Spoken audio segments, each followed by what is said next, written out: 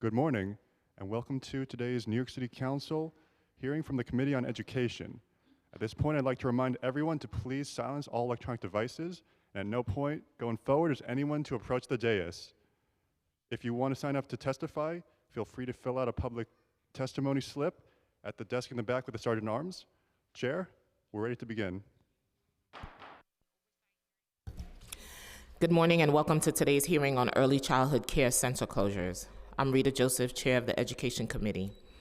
Thank you to everyone who signed up to testify. We're looking forward to hearing your testimony. On January 14, 2025, a day after Mayor Adams released his preliminary FY 2026 preliminary budget, New York City Public Schools informed 5 early child care centers serving low-income families that their leases were being terminated and their programs would not be renewed for the upcoming school year.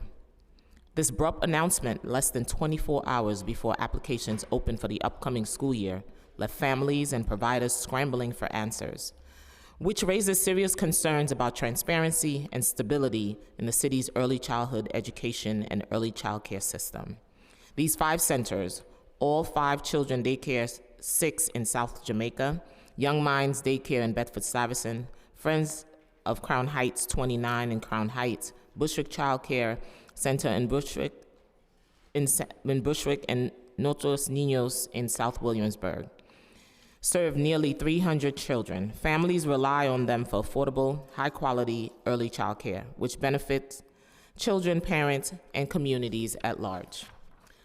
Following public backlash, as well as pressures from public advocate, the city comptroller, and several council members, New York City Public Schools since reversed course, and on February 14, 2025, it was reported that providers of all 5 centers were granted contract extensions through June 2026.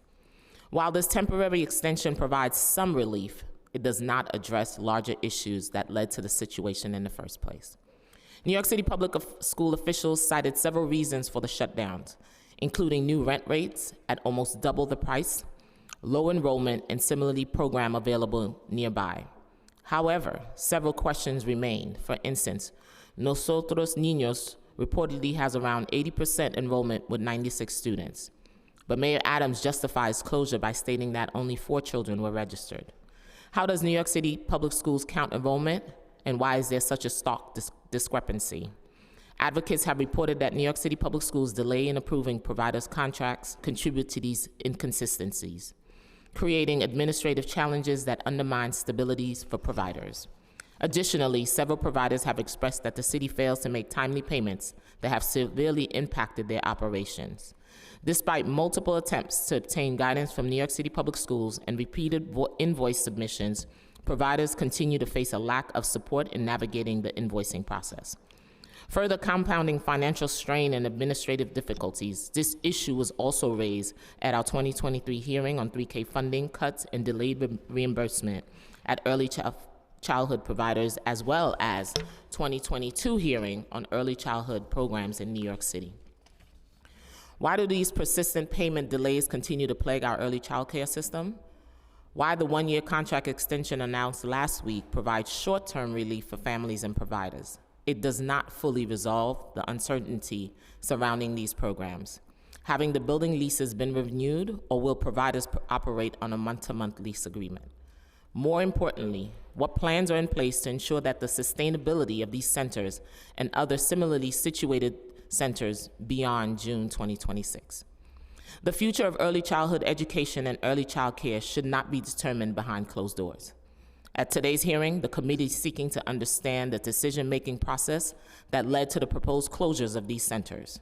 Today's hearing will also provide an opportunity to learn from these events and develop long-term solutions to prevent future disruption, ensuring stability in early child care for families and providers. Thank you to the members of the Education Committee who have joined us today. I would also like to thank committee staff Nadia Jean-Francois, Chloe Rivera, Andrew Lawless, and Grace Amato, as well as my own staff, Giovanni Piquant and Joel Desuve, for their work on today's hearing. I also want to acknowledge my other colleagues who are present, Councilmember Hudson, Councilmember Narcisse. Finally, I would like to remind everyone who wishes to testify in person today that you must fill out a witness slip, which is located on the desk of the Sergeant at Arms near the entrance of this room. Please fill out the slip, even if you're already registered in advance, that you'll be testifying in person today.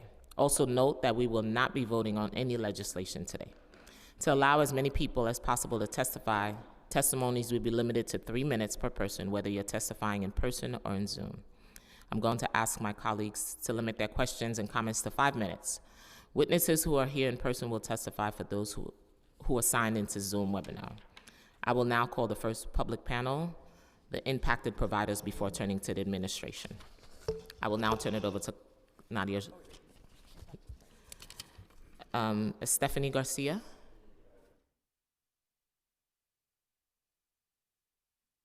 And Ingrid Chunganaata. Are you here?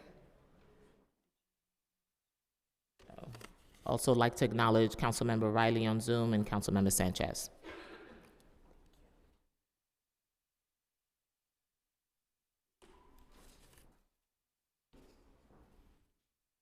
I will now turn it over to Committee Counsel Nadia Jean-Francois to administer the oath.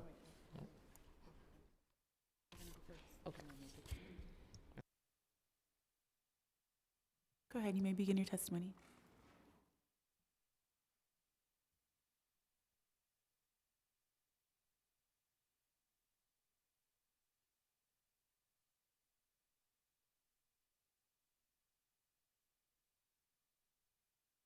Sorry. Okay. So, good morning, Chairperson Joseph, members of the Education Committee, and the esteemed guests. My name is Ingrid Matias Chungara, and I'm the Executive Director of Nuestros Niños, a beloved institution that has been a pillar of the Williamsburg community for over 52 years. I come before you as an advocate for 96 children and families, 97 of whom are children of color, who now face the devastating loss of their early childhood program. We have 1 year extension due to a sudden and unjustified decision made without any prior notice or opportunity for dialogue. With less than 24 hours notice before families were set to register their children for the next school year, on my school portal, we were blindsided with the news that our lease would not be renewed, no conversations, no due process, no regard for the impact of our children, family, and staff. The decision was made based on 3 points that were never given the chance to discuss, address, or giving correct information on. Under-enrolled, which we were able to disapprove because we were in fact meeting enrollment requirement, and the administration had the data based on the Bendo portal, that we had no budget approved, and there was a miscommunication on that end.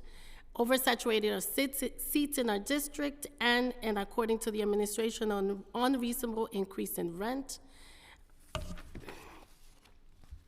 When we finally had a conversation with the administration, we were told that this was not about the quality of early childhood program at Nuestros Niños, but rather the cost of our space.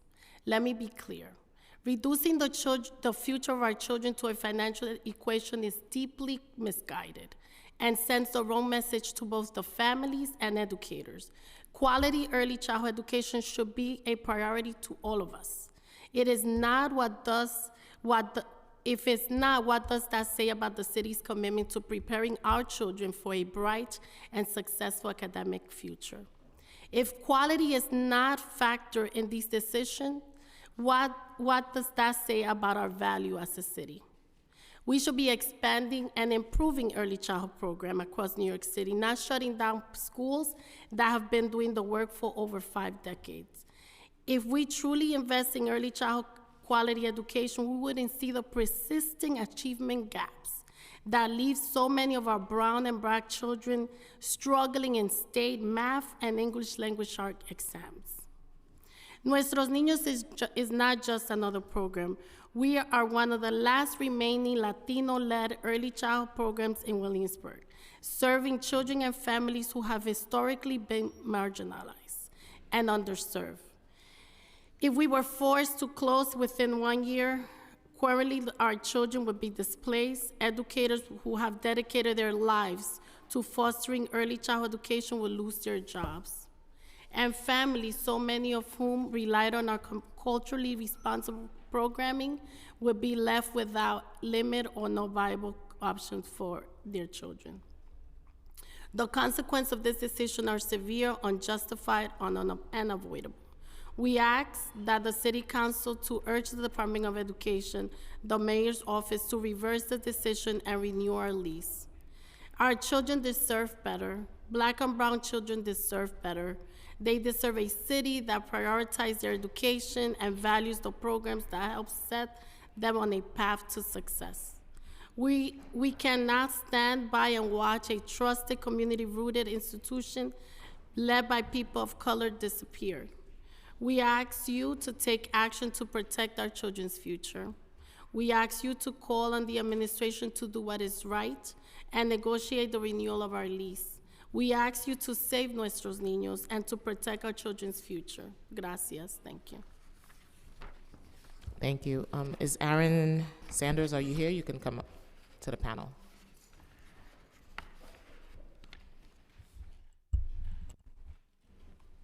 Turn on your mic. Turn on your mic. Turn on the mic. Okay. Good morning. My name is Stephanie Garcia, and I'm here as a mother, a lifelong New Yorker, and a product of this city's public school system, from Head Start to Hunter College. I grew up in Williamsburg, Brooklyn, and I have seen firsthand how vital community-based organizations are, especially for working families and those experiencing financial hardships. The truth is, income instability can happen to anyone. I was earning over $100,000 a year, living paycheck to paycheck like so many New Yorkers. When I lost my job in June of 2024, my biggest concern was ensuring my son had access to quality early childhood education and care. I was relieved to know that my 2-year-old would be the 3rd generation in my family to attend Nuestros Niños, a bilingual Reggio Emilia-inspired program that provides not just education, but nourishment, stability, and a sense of community and culture. Every day, my son and 95 other children receive two home-cooked organic meals and 2 healthy snacks in a warm, culturally responsive environment that feels like home. The South Fourth Nuestros Niños location, which is now facing closure after just having our release renewed for 1 more year, that also provides meals for the 2 other locations that we have, a total of 156 students. That is over 600 meals a day. But here's the problem. Nuestros Niños has been operating without budget allocation since July 2024. Think about that. No funding, yet they continue to show up for our children. If this is what they can provide with no money, imagine what they can achieve with proper support from the DOE and the mayor's office. We cannot wait for the house to be burning before we act. Affordable early childhood education should not be a luxury, and yet the New York City Department of Education has failed to communicate, failed to plan, and failed to prioritize the families that rely on these programs. We didn't hear the news from the DOE. Instead, we learned the shocking news through parents that Nuestros Niños lease was not being renewed. Parents discovered this when they tried to enroll their children in the 3K program in January, only to find out that Nuestros Niños was missing from the application portal. The DOE failed to conduct even the most basic investigation into why their database inaccurately reported low enrollment numbers. Instead, they chose to abandon over 150 families and 80 staff members, leaving them to scramble for affordable care options and jobs in a city that seems to have forgotten its own people. This careless decision has thrown countless lives into chaos, all because the DOE refused to take responsibility for their own errors. And this is not just about one school, this is about accountability. The DOE is responsible for $39 billion, 1/3 of the city's budget, yet they routinely show up unprepared to hearings like this one, have incorrect data in their databases, and make rash decisions. It's a running joke at this point. How can we trust an agency that is this disorganized to make the best decisions for our children? Chancellor Simone Hawkins wrote in her op-ed in AM New York, "As a lifelong New Yorker who's attended our city's public schools and sent my daughter to an early childhood education center, I know firsthand the impact of affordable childcare." Well, where's that understanding now? She once ran 14 child care programs herself, so she should know exactly how strained Nuestros Niños is. But it seems like once she started making over $250,000 a year, she forgot what it's like to be a struggling parent in New York City. So I ask, where is the DOE's accountability? To the families who rely on these programs, to the children who will one day be the future of this city, to the city council, and to the community-based organizations that they contract with. Nuestros Niños is Nuestros Niños is the only extended day 2K program in Williamsburg and Greenpoint. It is one of the last remaining spaces that truly serves this community, one that has been deeply affected by gentrification and displacement. Losing it is not just about closing a school, it is about erasing history, a legacy, breaking a support system, and failing the next generation. We need answers, we need funding, and most importantly, we need a commitment from the city to keep Nuestros Niños open, because childcare should not be a privilege, it is a necessity. Thank you. Thank you. I'd also like to recognize Councilmember Stevens, Lewis, Lee, and Hanif. Mr. Sanders.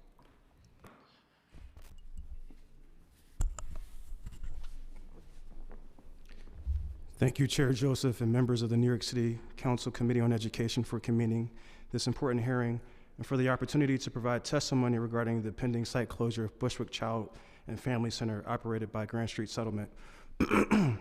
We also want to thank our local council member, Sandy Nurse, for her tireless support of families in the district who rely on affordable child care.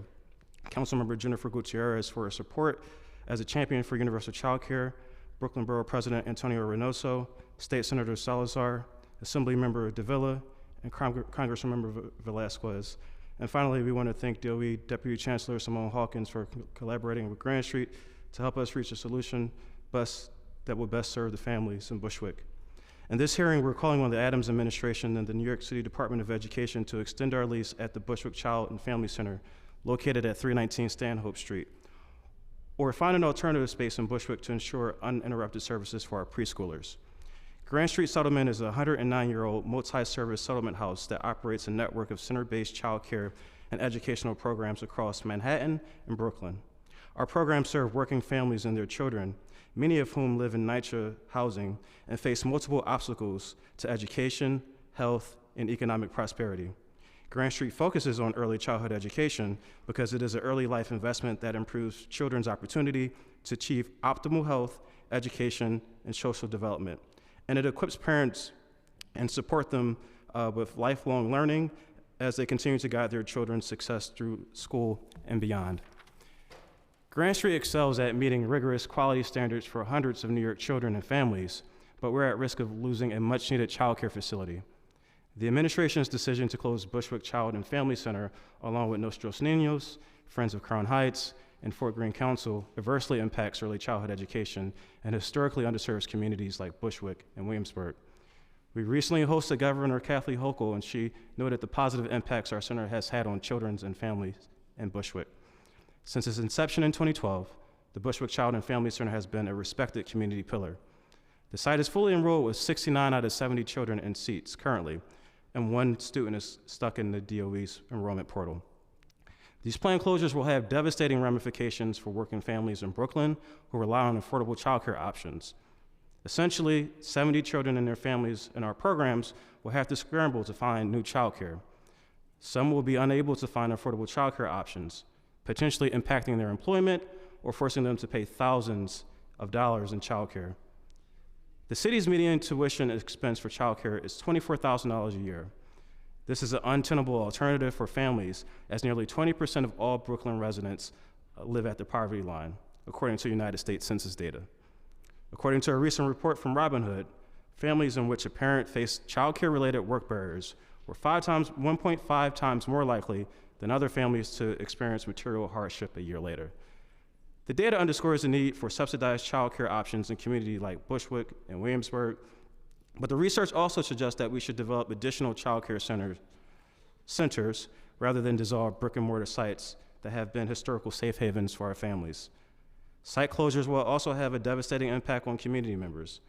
If our childcare facilities close, 20 of our dedicated staff members may lose their careers. These are dedicated early childhood educators who provide robust care for children. In closing, we encourage the Adams administration to work with us to find a solution that maintains the vital childcare services that we provide for our families in Bushwick. On behalf of 70 families in Grand Street, thank you for the opportunity to testify. Well, thank you for your testimony. I have a couple of questions for you. Have you encountered difficulties in submitting invoices and getting your rosters approved? Not as of recent.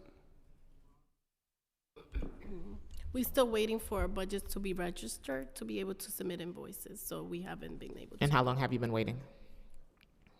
Officially back and forth since September, Since September? yes. How much money does DOE owe you in unpaid invoices? I wouldn't say unpaid invoices because we haven't been able to submit invoices. I would say from July to the present, if we do about $1 million of service that have been provided, and Nuestros Niños has been able to foot the bill. And you have not been paid ever since? Do you find that you find support if something is wrong in submitting your invoices? Who do you reach out to? So we have a contact, a financial analyst, that I send emails. They sit on inboxes, don't get a respond. I have to go to the next level. How often does it, how long do you have to wait for a response? Weeks. A week? Weeks. You mentioned that you first learned about the closures from families in your program. What, if any, communication support did you receive from New York City Public Schools? Since the notice, When you heard about the closing, you said you heard it from families. so I heard it from my chair, who heard it from elected officials. Okay. Okay. So it wasn't firsthand source. It was a No. secondary source. Okay. And once you found out and you reached out to New York City Public Schools, what were you told? I didn't reach out. The elected officials reached out and set up a meeting, and we were put in a room together, Zoom, and we were informed of the 3 main points that were used to make the decision. And what was the reasoning behind them closing the locations? So one was under enrollment, oversaturation of seats in our community, and our lease coming up for renewal. Oversaturation. Okay. Does New York City Public School communicate what's the plan for your program beyond June of 2026? No. So you have no idea? No. Okay. What has been the response from the families that you served? It was a relief to be able to apply for an additional year, but families that have 2-year-olds, then they know that the following year they wouldn't have a program to attend. So it's disheartening for our community Absolutely. to really hear that. Is there any other providers within that area? So we have 3 other sites, in 2 sites in Williamsburg, but no program that service the model that we do. The amount And that you our do? 2K program, it's the only one around. Yep, 2K programs are very rare. Most folks don't know about Early Learn. Is there another bilingual program? You talked about it being bilingual, culturally responsive. Is there another bilingual program within that area? Besides Nuestros Niños, no. So you serve a unique niche by serving 2-year-olds second, nutritious meals, and bilingual education. We also have a Reggio-inspired philosophy, which is if families were to pay for that outside of our program, it would be thousands of dollars. Yeah, And they're childcare is getting- very expensive in New York City. $23,000. I think that's what you quoted, Mr. Sanders. Anything you want to add on? It's my understanding Speak into the mic, please. My apologies. It's my understanding right now that the Department of Education and the School Construction Authority is in conversation with the property manager to best find a solution to either extend the lease for us. Okay, and did they give you a timeline? Not that I'm aware of. But you are in conversation. Yes, our executive team is, yes. Okay. Could they have done a better way of communicating this? Could this have been done much better in terms of communication? Don't be shy.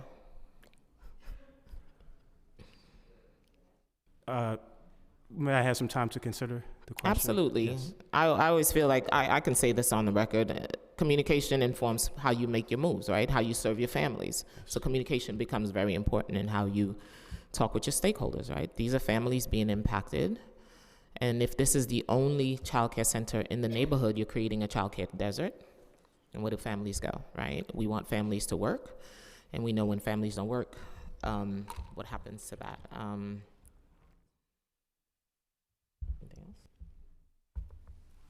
Anything else you want to share on the record? No? It's not the time to be shy, guys. No, I just want to say that I'm thankful for the conversations that have been happening with the Department of Education. So we were able to have a meeting with our family worker team last week, with the enrollment team, and clarify so many questions that the team had. And that was very powerful conversation. I was glad that we had that. But those are things that should have happened prior for us to being in the situation that we're in. And also moving forward, we're gonna have monthly meetings. I think that it's key also in programs that have been identified as low enrollment in order to be blindsided the way that we were. Because if that's the case, having that conversation even a couple of months ahead of time, we would be like, okay, we could build on this, but nothing was done. Now it's being done, and I'm grateful for that opportunity, and my team is grateful. So I have to thank the Deputy Chancellor Hawkins for that, and her team for putting that together. I want to echo that sentiment. We're grateful for the DOE for continuing the negotiations and discussions. Like Nostros Niños, we've been in communication with the families, had an open house, invited elected officials and community stakeholders just to see the value add of the Bushwick Child and Family Center, and we're keeping them updated as these negotiations happen. But we are thankful that this hearing was convened and that the vitality of the community center is being considered. This council, on the record, is committed to early childhood. We are committed from day one. Minute I walked in here, I was committed to making sure we stabilize the sector. This is such an important sector, and this is how you invest in the future of New York City, is to invest in the earliest learners. And that's research proven, that if you invest in young people as early as possible, the future will be brighter. Even when we talk about other economic disadvantage that you talk about, most of your constituents come from NYCHA. You're removing that barrier, right? That barrier, we're bringing that barrier down by investing in early childhood. I'm gonna now turn the question over to Councilmember Narcisse. Thank you, Chair. I'm listening to you, and from the business aspect, if you don't get the money that you give the service, if you don't get the money, the staff cannot get paid, and then we cannot continue whatever we're doing. That's the bottom line.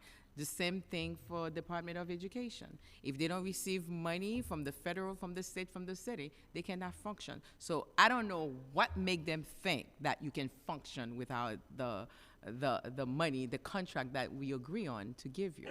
I'm gonna say from a business perspective, from being in the business world, I want to say I am so sorry, because you're doing a work that it is changing the fabric of New York City. That's mean we address the inequity in education, because most of the time, the places that we're not able to function to educate our children happen to be in the community where you're serving. So having said that, if that budget cut, not reverse, what is our early childhood look like in New York City? Your thought? Well, we see the data. We know when New York City's public school children are, when the exams come out, state exam, we know that we're not doing what we need to do. So we, as the chairwoman said, we need to invest in early childhood. We know that a child's brain develops from 0 to 5 at 90%. So if we're not investing in those early years, then what is expected for those children as they go on? So this is the foundation. So I hate to use the word quality versus quantity, but I think that's what we're faced on. And I think when we're looking in New York City and we're looking at the disproportionate rates of our children lagging academically 3rd and 4th grade, where our children are not reading or doing math at a grade level, and that we're more than 50% of our children are not, that is disheartening. As a mother of 4, that is disheartening that we're not investing in early childhood. I come from the business world before I did early childhood. I worked to put my children through quality early childhood program, and I understand the benefits of that. And that's why I'm so passionate about the work that I do and the commitment that I have done for Nuestros Niños in the year and a half that I've been there. And I'm committed to provide those children, those brown and black children, with the best education that they can, that is not gonna cost their parents $50,000, $60,000, but that they could get it for free. And if our city cannot do that, then I don't know what we're doing as citizens. How's your payroll? Because if you're not getting money, you're not getting paid, and those educators, how are they getting paid? So we have payroll tomorrow. And then where's the money? I begged, I put a loan out. I didn't want to take you there, but I have to take you there because I know I've been there, where the money's not coming and you cannot make payroll. So how is it? I'm sorry. That's okay. That's okay. So they want to know that it's real when you cannot do it. Go ahead. I clean our accounts. There's nothing. We have nothing. 52 years of savings, of having a cushion, it's all gone. There's nothing. But I needed to make sure that my staff got paid tomorrow. So my HR called me this morning. She goes, Ingrid, are we going to be able to process payroll? And I said, give me a minute. And I took everything. I mean, it's barely nothing there. But my staff had to get paid tomorrow. And that's why I do this. And there's no way that I could go home and just think that they were not being able to have money. Especially, it's the end of the month. It's the first time in Nuestros Niños history that we had to apply for a loan through the city. I sent an email yesterday. I responded. I'm still to hear from anyone. And your bank is not giving you a loan. I'm sure And that. I applied for a loan through the bank, but that takes weeks. That takes months. But also we are using money that we're not getting interest off. So it's like we're giving the city of New York a free loan. I do fundraising. Since I started Nuestros Niños, I had 2 successful gala. And that was to implement a Reggio program. But that has all gone to the day-to-day of the organization. And I don't even have to ask you how you sleep, because when you cannot make payroll, knowing you have staff waiting for you, I know it's a lot of stress. And I don't sleep. I have lost 15 pounds through this process because it's so unheard of that a decision like that could be made and a call cannot be made prior to get the data straight, to figure out what's going on. And I felt I've been doing this work for over 20 years and I work in corporate. I know what it is to work for someone that doesn't care about you. And the reason why I made the transition to nonprofit was because I thought that this was a community where we all working for the same goal. And you're doing amazing work because you're preparing the future of New York City. And as I can relate with you, I have 4 children. And I know when you invest in early childhood, you invest for the future. It's a game changer when you do that. And statistic has been proven that we need early childhood. And I want to say thank you. Thank you to you for the work you're doing. And as a mom, I know how difficult. If you can share briefly the colleagues, the friends that you have that are having the struggle to know that my child, I need to go to work and I don't have no place to put that child. You have a story. On top of the fact that it does cost an average of $24,000 a year to send my son to school. Before I had Nuestros Niños, when I was employed, I was paying about $25,000 a year to have my child be taken care of, and that was still considered affordable. And in the 4 months that my son has been at Nuestros Niños, he's picked up 2 languages, he's formed sentences, he's only 2 years old. Like, people see him and they're so impressed by him because he's curious, he's active, and all of that comes from Nuestros Niños. Like, he's able to have a conversation with older family members in his family because they only speak Spanish. He's able to communicate with them. He translated something for me the other day, and he's a 2-year-old.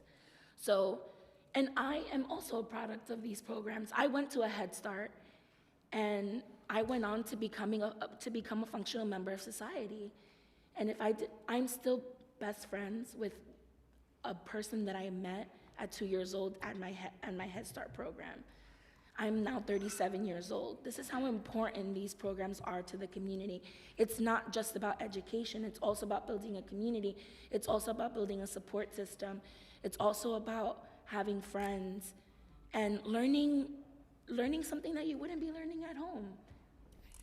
So thank you. Yes, Thank and you for sharing. I also want to mention that also for my mental health, it's very important for my son and I to have space and for me to feel supported. I already don't feel supported by the city. I already don't feel supported by my job. I don't have enough support from my family just because they also have to work. So if I didn't have Nuestros Niños, I don't know where I would be right now. But I know for sure that my relationship with my son would probably be strained. The good things, we have 34 women, and we have educators that have the life experience, so we're gonna do whatever we can to push and making sure that And the wonderful 80 staff members at Nuestros Niños who are also extremely dedicated to the organization, to the school, and to the families of the school. Okay, thank you, thank you. Thank you. Thank you, Chair. Thank you. Just another reminder, thank you for that. And anyone who knows, I've always said this, if your foundation is strong, your top are gonna be strong. And we saw the reading scores. So by the time they leave you, they take that test, they will be strong. So continue to make investments, but this council, 31 women were committed to early childhood. Great. Thank you. Thank you. And thank you for your testimony. Thank you. We will now turn to the administration.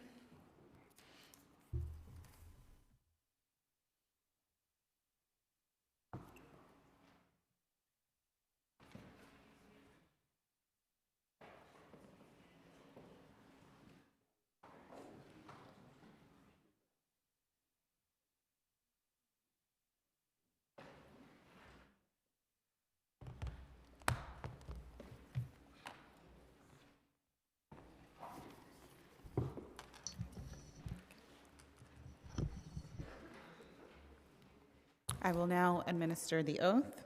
In accordance with the rules of the council, I will administer the affirmation to the witnesses from the mayoral administration.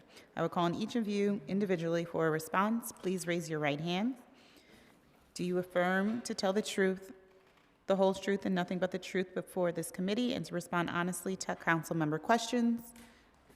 Deputy Chancellor Simone Hawkins. I do. Was that on? I do. Cora Liu. I do. And then Daniel Hildreth, if you could raise your right hand. Can you? I do. John Hammer. Thank you. You may begin your testimony.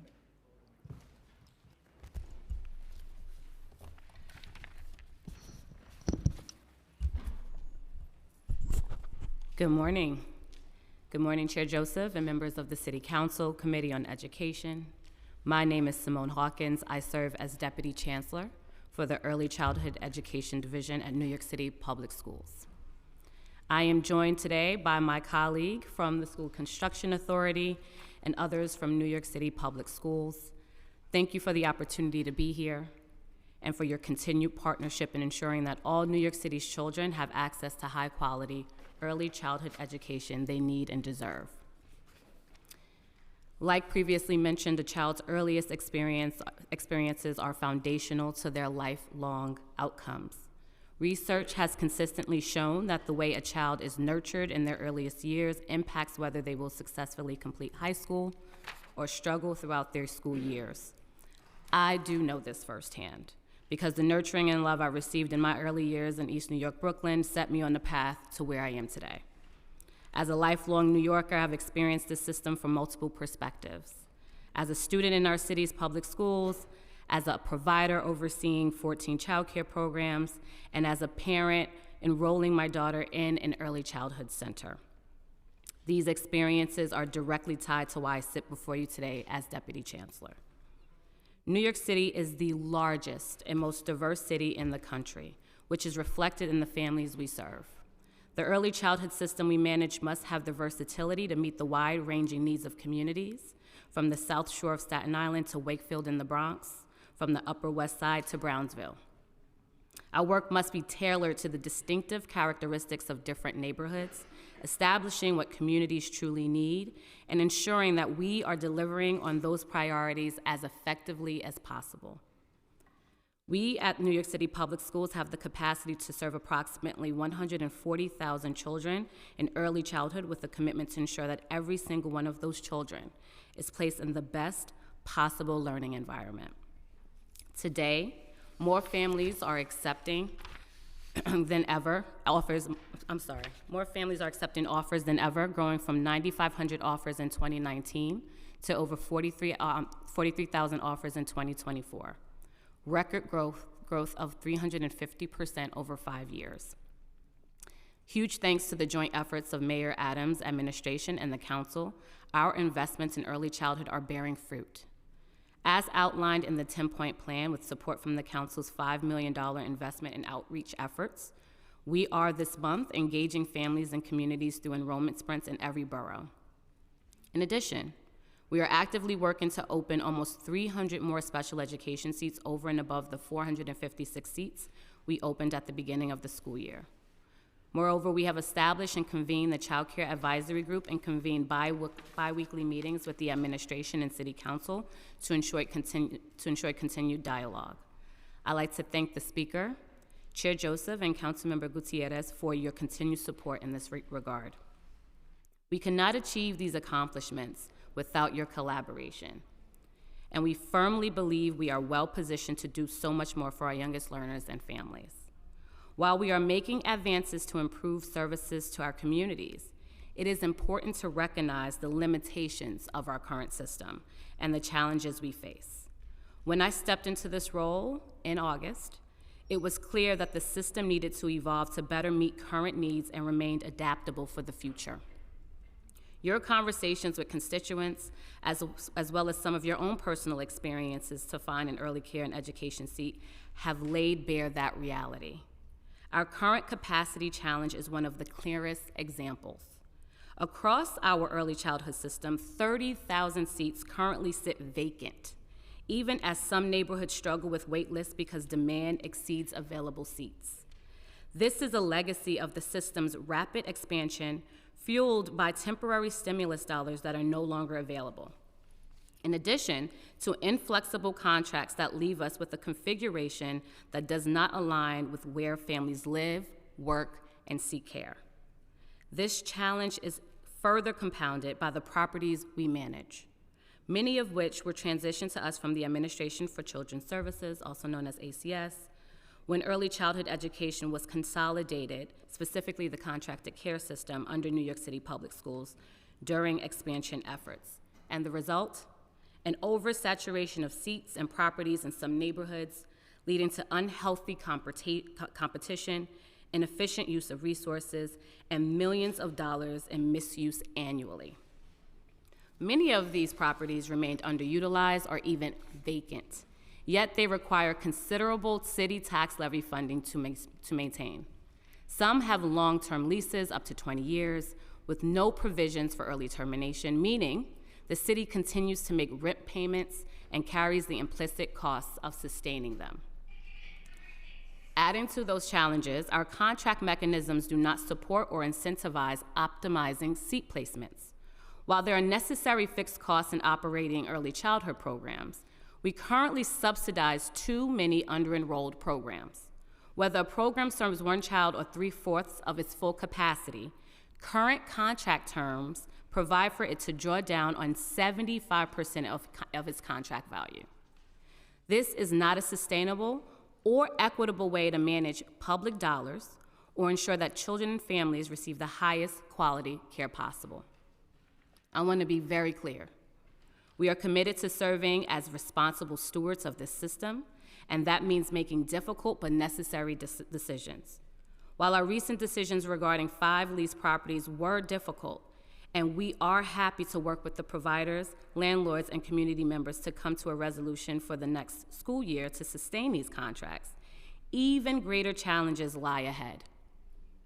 We do not yet know what federal policy shifts or funding reductions may come from the federal level for programs like Head Start and other federal early childhood education initiatives. We want to ensure that our families do not lose access to the critical and formative programs needed to give them the bright start they deserve. Unlike these recent lease decisions, where no children face losing access to care due to available capacity in the community, potential loss of federal funding would require us to make even tougher choices in the future, including reducing seats in neighborhoods where no alternative options exist. If and when that moment comes, we will need the support of the council to mitigate the impact on families who rely on these programs. This underscores why we are actively working to realign resources where they are most needed, ensuring that families in every neighborhood have access to quality early childhood programs, while also reducing inefficiencies that undermine the long-term health of the system. To that effect, we have made significant strides in improving transparency in invoicing and payments, reducing the average invoice approval time to under 2 weeks, and are working across agencies, including with the Department of Health and Mental Hygiene, to streamline clearance background checks for program staff in partnership with the Mayor's Chief Efficiency Officer. I want to emphasize that we are committed to engaging this body in solutions that work best. We welcome collaboration with the council, our provider community, and families to ensure that any shifts in our system are done thoughtfully with children's best interests at the center of our decision-making. I thank the council for the opportunity to speak today and look forward to your questions.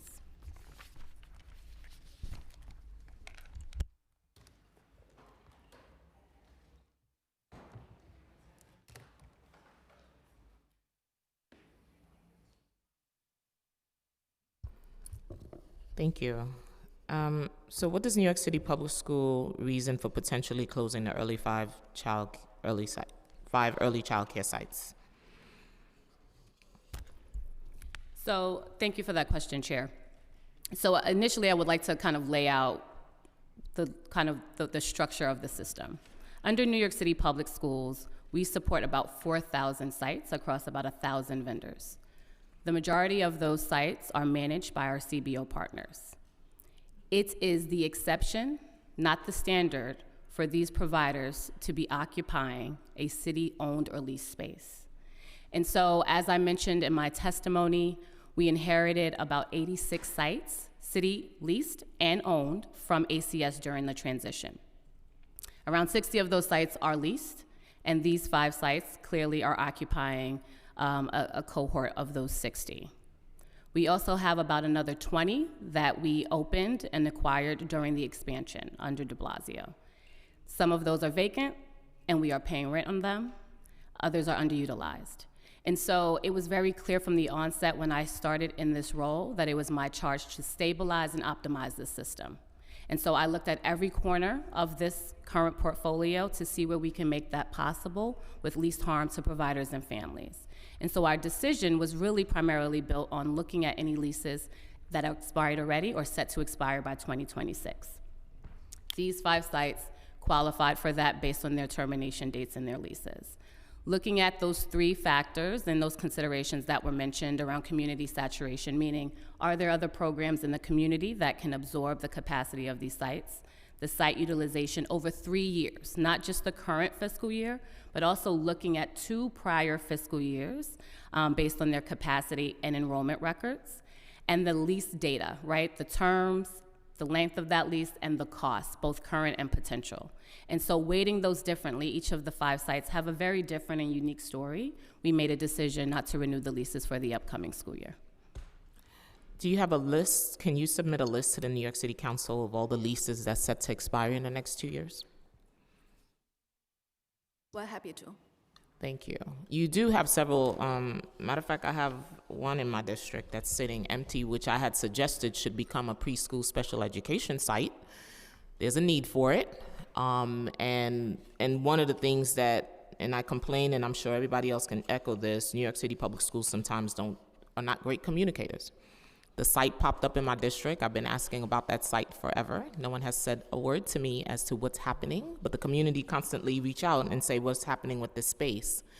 And no one at New York City Public Schools has ever asked me, and I made several suggestions that there's a need for preschool special education. Currently about 700 kids are still at home with no special education seats, legally mandated seats. and no one is reaching out. So maybe off the record, we will recircle and have that conversation. And I've had reached out to New York City Public Schools to see if that site can become a preschool special education. The need is there. And again, whatever you guys are calling it, process claims, Carter cases, will continue to balloon because we have never, ever provided legally mandated seats for our New York City students. So as you heard earlier, several sites have claimed there was little or no communication, no warning about the potential issues that would lead to their closures.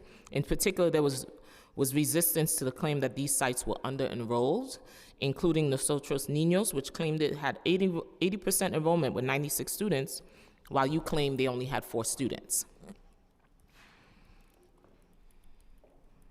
Sorry, did I miss your question, Chair? I'm You sorry. sure did. I did. So I'm when- sorry. so when- May you please restate it?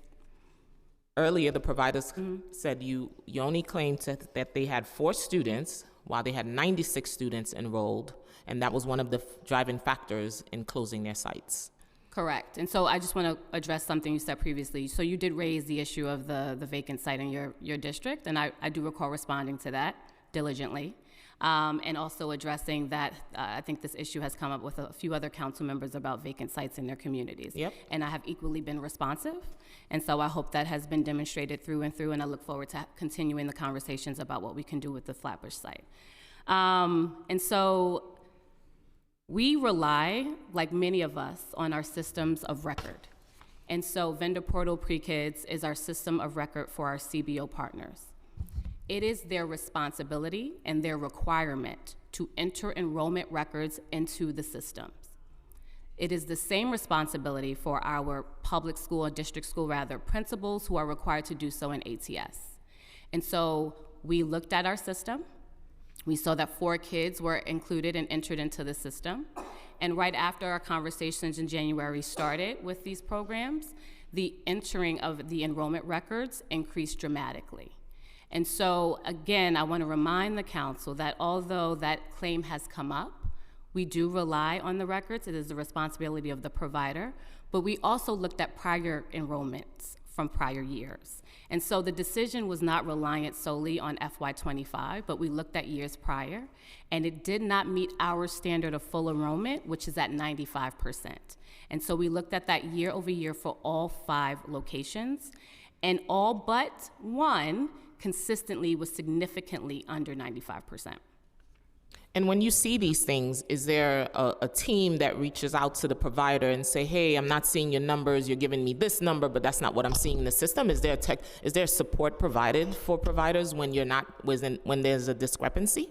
So we wouldn't know it's a discrepancy unless it was reported to us by a provider. Again, this is our system of record, so we rely on the provider to enter accurate data into the system in which we are looking. Again, we are managing over 3,000 sites and programs. And so in the case that we do not see enrollments at 95%, there are a host of supports provided to programs. And again, these are independent businesses, right? So we respect that things are happening in community. I think one thing we learned in conversation recently with many of the providers, and one of the things I raised in my testimony, is that they don't necessarily have the right seat configurations for the communities that they're serving today. We wouldn't know that.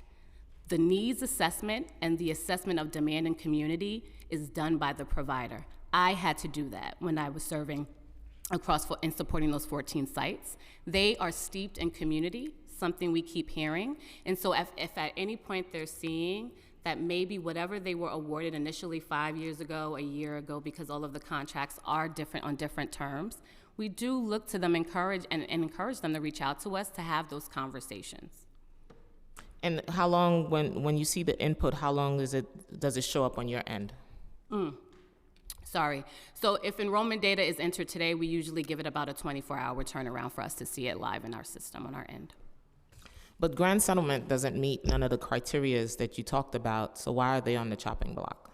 So Grand Street did have enrollment below the 95%. 2 years ago, and at the point in time in which we pulled the data for FY25, they were also below. But again, as I mentioned, each of the 3 considerations were weighted differently. That particular lease issue is the one that really elevated them for consideration for non-renewal. That lease has been expired since 2019. The projected increases for that lease were exorbitant, and we wanted to ensure that we can negotiate something that was sustainable for the city in the long term. And you are in negotiations with the landlords currently? We have been in conversation with the landlords and were able to convince the landlord to allow the program to stay until the end of school year 25 to 26, while continues working with our partners at Early Childhood to figure out the next steps. And I'm speaking to the mic because we couldn't hear you. So how many staffs would have been laid off at each of these sites if they were closed, and how many students would have been impacted? Give me 1 second, Chair. I'm sorry, I do have that data for you. So we have about, it's my understanding we have about 200 students who would have been impacted across these sites. Again, the capacity is almost 500. They have been below capacity across all 5 of the sites. And many of the children that are currently enrolled, about half of the currently enrolled population, are transitioning to kindergarten. And so they wouldn't have been impacted by the non-renewal of these leases. So can you give them to me per site, all my children? Yeah, sure. Give me 1 second if you don't mind. I'm so sorry.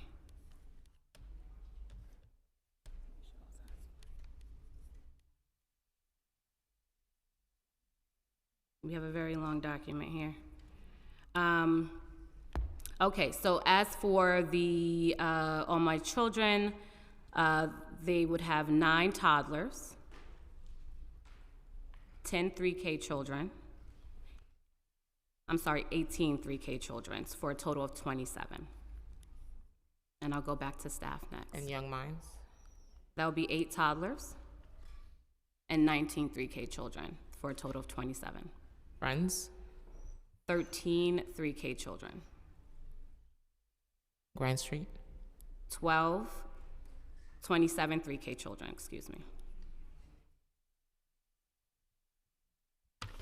Nosotros Niños has been operating since 1973. Sorry, Chair, I didn't give you the numbers for Oh, Nuestros Niños. Nosotros Niños, yes. 19 toddlers and 43K, for a total of 59. Can you repeat that?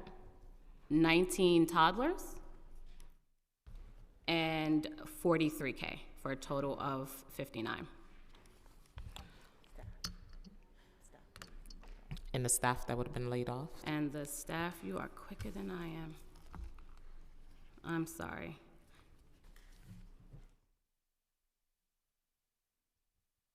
If I can get back to you on that one, because I am not finding that data, but I do know I have it, so apologies for that. Earlier, Nosotros Niños talked about they've been operating since 1973, serve a large Latinx student population inclusive setting. If this center closes after contract expiration June 2026, would New York City Public Schools be able to enroll these students in comparable programs that speak their culture through language and food? Yeah, and so one thing I want to mention is some of these contracts actually are renewed on an annual basis, and others are on the 5-year track for the Birth to 5. And so those contracts are set to expire in June 2026. If not for an extension, we would need to resolicit through an open and fair competitive process, not just those seats, but also these sites. And so it's important to know that around planning for the sustainability of the system. And so in regards to cultural relevancy and responsiveness and community, you know, one thing we did mention to Nuestros Niños specifically, they are more than just a site, they are community. And they actually have 2 more sites within that community that are walking distance and have open seats available to communities if they wanted to serve them. They also have bilingual programs? At the other 2 sites? Yes. That I can't speak to. I would have to verify if they're certified bilingual. Yeah, because I want to target that particular niche of students. I'm going to turn it over quickly to Councilmember Hudson. Thank you so much, Chair. I have several questions, so I'm going to try to stay within my 5 minutes here. But we've heard from the administration at Fort Greene Council that they're still awaiting over $500,000 in reimbursements from child care services rendered in 2020. What has caused this 5-year delay in processing this reimbursement? Am I still on mute? Okay, this document is fun, y'all. Okay. Thank you for that question. And so for Fort Greene Council, we have been working with that provider for quite some time around their FY25 payments. And so just a little context, again, and sorry if I'm giving too much background, but it's important to understand process. So if a provider does not have a registered contract, although we can work with them to pre-approve their budget, they cannot begin to invoice us because we need a finally approved budget against a registered contract. So that does cause some delay. And so in the instances where we don't have a registered contract, again, we have to work closely with the provider around potentially getting a bridge loan, which is no interest to them, and then again, working with them to get a pre-approved budget. When their contract is registered, they can finally submit a finally approved budget, begin invoicing us. And so we've been working with the provider for quite some time on budget revisions. And so the budget was approved on January 7th, finally. And then the vendor submitted July through November invoices between that time and January 28th, also some in February, and then payments were processed in late January. So I'm not aware of any. Sorry, you said the payments were processed in late January? Yes, yes, council member. They were processed between January 28th, 2025, as they started submitting them on a rolling basis. The last invoice submitted for FY24 was for the June service month. That service month requires a little bit more of an in-depth submission because it requires a little bit more reporting. And so we received, that was submitted on September 20th, 2024, and we remitted payment October 11th, 2024. And so if there's any outstanding payments, I'm happy to reach out, but to our records, we don't have any additional at this time. Okay, and then what would cause a contract to not be registered? A host of things. And so that is a process that's done internally across several divisions within the agency, and also externally. We have the support of the Controller's Office, who also assists in that process. And so sometimes it can be a background check that we find on the provider or vendor that can cause some delays. We also look to the provider to provide us with some information like a budget. It's different from their operating budget. It's their contract budget that needs to go with the registration packet. And so in some instances, that can take a little bit of time as we negotiate that. So there are different inputs that can cause delays with contract registration. Okay, do you have a plan for preventing similar payment delays for providers from happening in the future? Yes, I have lots of hopes and dreams. Whether for registered contracts or not? Yeah, and so one of the things we're doing with the help of the administration as well is really trying to streamline the process for contract registrations. That is something we do need to improve on holistically, and I think that's something we've acknowledged openly. When we do have a registered contract, we are working internally to build staff capacity within my division. We want to ensure that we don't have as high caseloads for our operation analysts, so they can not only provide more direct customer service, but they can also process any requests more quickly. And then systems. I think one of the pain points that have come up, and I'll be, again, the first to admit, some of our systems are they run parallel to one another, which requires our providers to do a lot more data entry than we would like, and also it limits our ability to do reporting. And so right now we're looking on releasing a new information management system. We hope that'll help with more proactive communication for providers, but will also allow us to see things on the back end more quickly. Okay, thanks. And I'm going to, Chair, I just have a couple more questions. I'm running out of time here. But New York City public school officials have told many of our early childhood education sites that were slated to be eliminated but then granted temporary one-year extensions that they must achieve a 95% enrollment over the next year. Can you share how many DOE-funded early childhood education sites are at 95% capacity or greater? Can I get back to you on that one, Councilmember? I can definitely provide that. Okay, and then when you get us that, can you also share for those that are not at 95%, are they also at risk for closure ahead of or following the termination of their 5-year contract? That would be helpful to know. We'll get back to you, but one thing I want to say about that last question, I think one of our learnings from this experience is the very thing that the chair mentioned around communication. And so if we are to get there again, which I do not anticipate happening anytime soon, we will be sure to communicate that as proactively as possible. Okay, thank you. And then you've also told the 5 nearly terminated sites, Chair, may I continue? Thank you.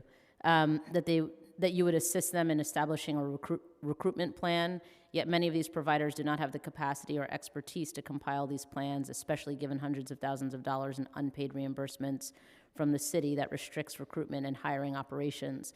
Other than suggesting the inclusion of components, how are you working with these providers to make these plans, and what tangible resources is DOE providing? Yeah, so I do think many of these providers, including Fort Greene Council, I remember them during my time at the council under Tish James, they have been in community for a really long time. And so if there's anyone who could put boots on the ground and recruit families, I do think it's definitely those veterans who have been doing this work. They know where to look for children, they know where to connect with families, and many of them throughout this time have said very clearly that the community needs them, and they have seats that families want. And so in addition to helping them draft that based on their expertise and knowledge, we are going to supplement that with our expertise and knowledge and say, these are some of the approaches and strategies that we've done and supported providers with across community.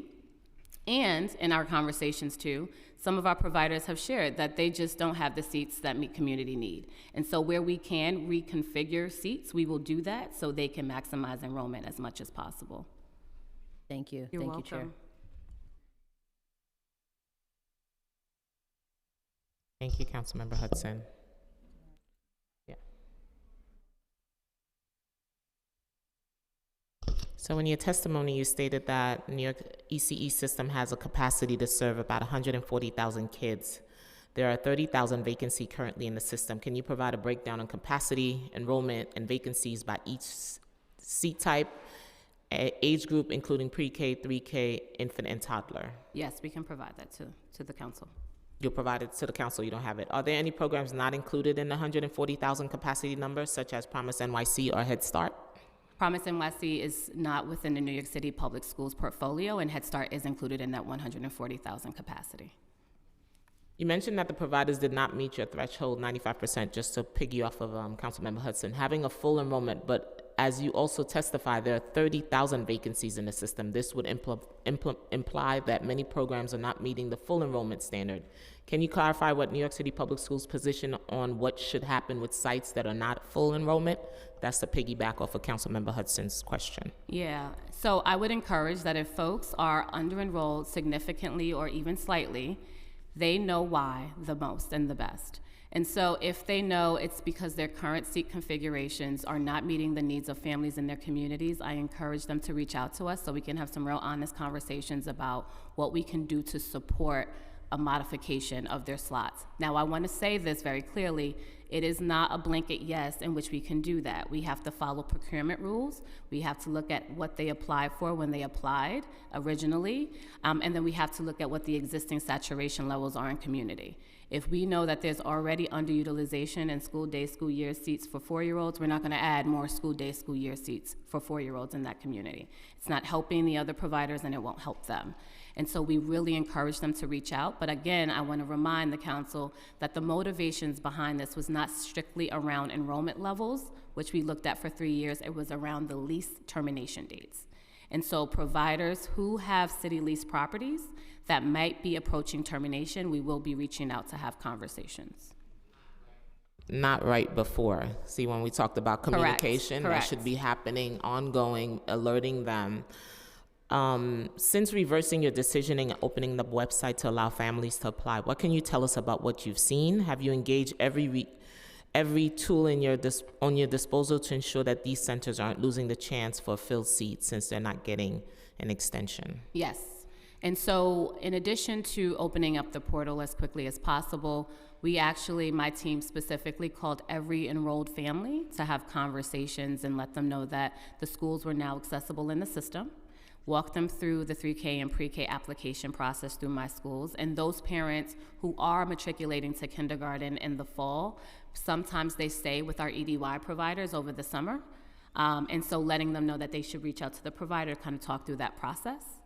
And then with the thanks to my colleagues in the Office of Student Enrollment, they also did a mass blast to all of the My Schools registrants within the respective districts, letting them know that the schools are accessible in the system. And this week, after we finalize the translations, we'll be sending out a letter to families, letting them know as well. Okay. I'm sorry, Chair. I failed to note that we also invited the providers to the enrollment fairs that are open in each of the boroughs. Brooklyn occurred last Saturday at the Brooklyn Children's Museum. I was personally there and saw many of our Brooklyn-based providers there, specifically those who are involved in this situation. And so that is another option extended to them. Through the enrollment and outreach program. How many remaining private sites will New York City Public Schools be assessing in the out years? And what have you learned from this year's proposal to improve communication, since advocates emphasize the lack of communication? Do you want to speak to the number of terminations, and I'll speak to the next one? Sure, we do have, as Deputy Chancellor Hawkins mentioned, when we inherited about 86 ACS sites, about 60 of them were lease sites. We have caught up and extended leases for all of them. So we have caught up. We are now working to plan ahead, not just 6 months, but maybe with a longer time frame, so that we can plan better and communicate sooner. Those 60 sites will all have future expiration date, and some of them going out to 2040. Do you have a number of how many sites that have upcoming expiring leases in the 2 years? Off the top of your head, do you know how many sites? I think we have about 6, 3 of which are out of the 5 sites we're talking about today. About 6 sites? Yeah. Okay. Can SCA share the timeline of conversation with landlords? They say it starts 6 months before, but we still don't know if they spoke to them on time, 2 times, or even got a response. What about the timelines for Nosotros Niños specifically? So out of the 5, 1 site does not expire until 2028, so we haven't really reached out to the landlords. 3 other sites have expiration date outside of the 6 months window, so we haven't reached out to the landlords until recently, when we were trying to make sure they can give us guarantee to stay until the end of 2025 and 26 school year. The only site which we have been having ongoing conversation, negotiation with, is Grand Street. Mm-hmm. The lease expired a couple years ago. We have been in conversation with the landlord for the past 3-4 years. There are times the landlord was not as responsive, and in conversations, the landlord has asked for a large amount of increase. So we were going through back and forth to try to get to a great amount, and that's in between still happening. So recently, we're able to convince him to allow us to stay until the end of the school year. So the conversations are starting 6 months before the lease is expired? Typically. Not 3 months or a month before, and surprising providers. Correct. Earlier, DC Hawkins, you talked about having these type of seats. How easy, is it easy to modify these contracts? No, not necessarily. How long does it take? In case I have a contract and I say, you know what, I can't serve this population, what can I do with the contract, and how long can I turn that around? Yeah. So it depends. And so, for instance, some of just kind of focusing on the 5, some of them are on old early learn contracts, and again, mentioning that those are renewed on an annual basis. Others, we competed for the Birth to 5 contract and are on those and on the 5-year track. And so, really dependent upon the terms and conditions in each of those contracts, we are limited with how and which seats we can provide at those sites. Specifically with city lease sites, we are required to provide an EDY option. And so fully eradicating that in those sites is not an option. And as we know, our communities are changing, and many Correct. families may want school day, school year. That's not an option under the current contract. Also, we have folks who did apply but did not get awarded. And so, in the sake of equity and a fair procurement process, if we said as a result we didn't extend an award to a certain provider because there's either no need or fund availability, turn around and provide that to an existing contractor, we're opening up the city to potential liability. And so when these requests come in, we have to look at it one by one to assess where they were in the kind of award pipeline, what they have currently, and then what the community might need based on our data. It can take, to answer your question, depending on the details of that, it can take from a few weeks to maybe a few months to make a decision. Thank you. Councilmember Stevens? Hello, good afternoon. Good morning. How are you? So I just have a couple of questions, and one, I wanted to also make a statement. I know Chair Joseph talked about there being an empty site in her district. I also have an empty site that DOE's been paying for and has been empty for a number of years, and we've reached out. There's been people who actually said that they would love to turn into a 3K center and have not been getting any response. So definitely want to make sure that we are optimizing the space. And then another thing I wanted to just kind of highlight, because I know the talk has also been that, you know, we need to be looking at the seats and oversaturation. Obviously, we want to make sure districts are not oversaturated, but I also want to be careful about when we're talking about seats in certain districts, because just because they're not full doesn't mean that it's oversaturated. We have not been doing a good job as recruitment, and I know that's been a plan that's been in the works for the last year to ramp up recruitment and what that looks like and to support some of these nonprofits.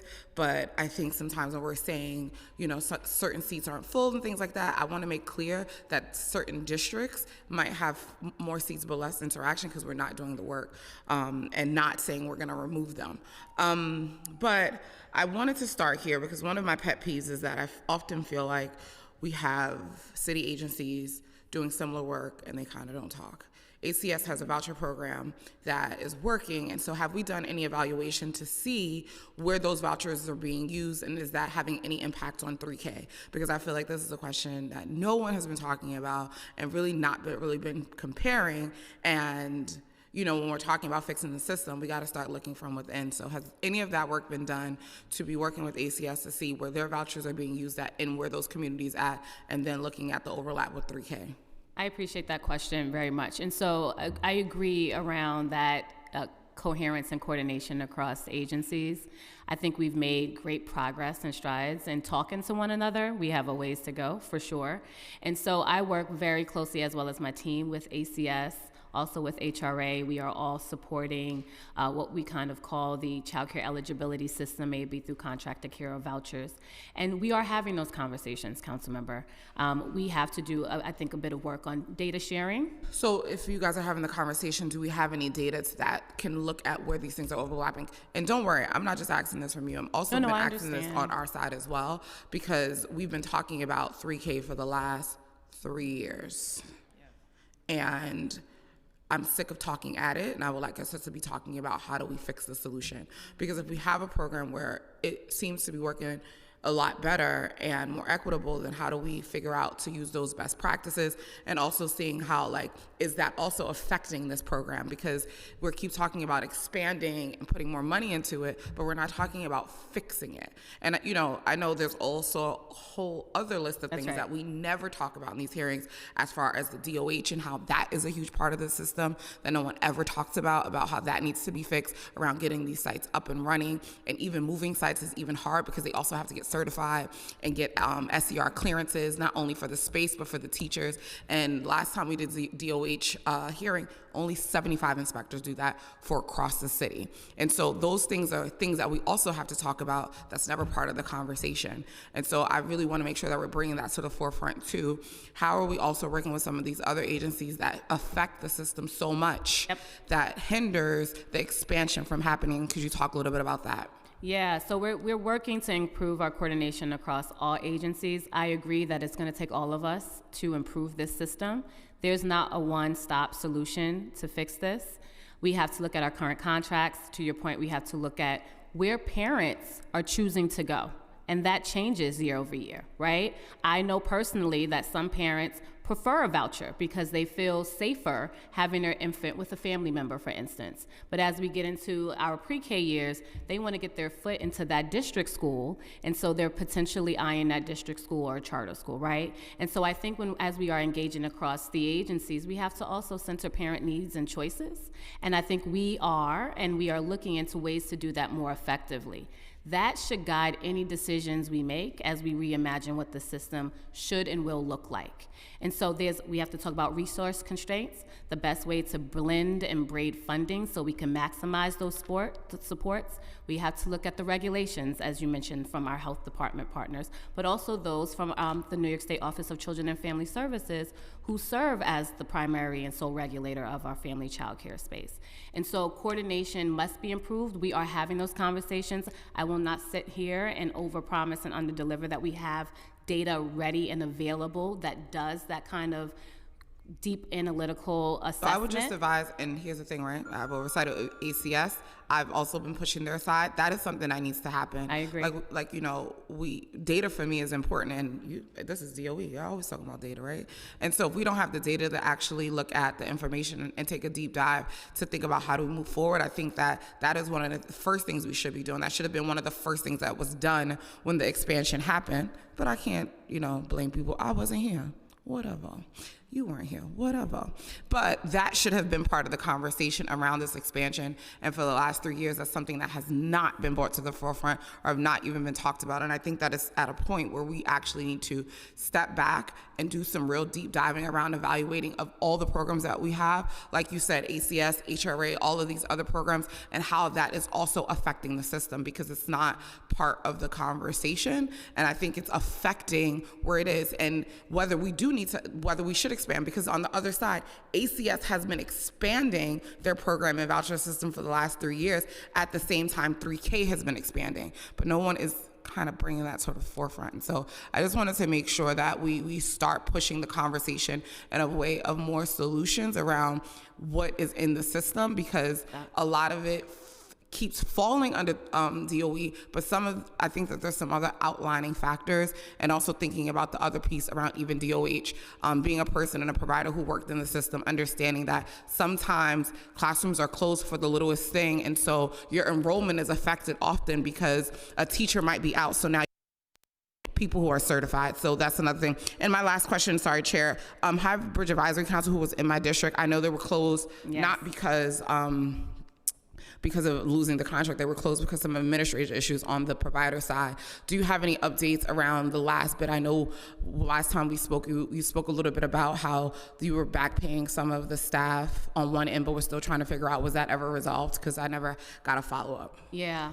we are not able to provide back pay to the actual independent family child care providers. We are not in contract with them directly. We were in contract with Highbridge through their network contract, and payment was already remitted to Highbridge for those providers. However, we worked really closely with the UFT and others. I personally, with my team and ACS, we are really trying to improve our coordination. Met with the providers, hosted a meeting, and really extended them some options. And so those who wanted to explore the voucher route, ACS was able to transition them into that, and in some instances backdate the kids to a certain date so they can get payment. And then we were able to reaffiliate those with who were interested with a new network. And so we worked really closely. I really want to give a shout out to our UFT partners for helping to convene that conversation so that they can get paid moving forward. Well, thank you for that update, and I would have loved to have the update not here, and I'm going to have to act on the record, so please make sure that you're kind of connecting with us.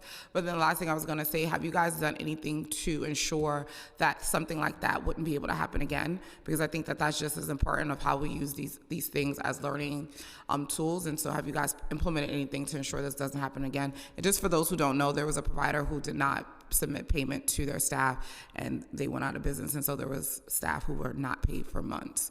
And so they've been working really hard to figure out how to pay them. It was an awful situation. So this actually occurred at the start of me joining in my role, and we immediately started to evaluate what we can do to mitigate these. And so, for one, we have a very detailed invoicing process, but we don't want to overexert or ask for more data and backup.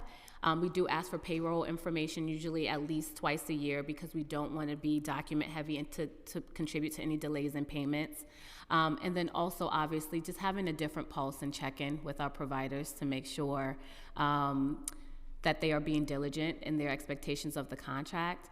Lastly, creating more spaces to connect with the family child care providers directly outside of the network is something we are considering. Clearly, our contract is with the network. We want to respect that relationship, but this situation clearly demonstrated a need for us to connect directly with the family child care providers. And if we create that space, we are hopeful that things will come up that we won't normally see in the system. And so we're hoping to implement some of those strategies in the future. It was very, very awful, and I am so sorry that happened. Thank you. Councilmember Hudson.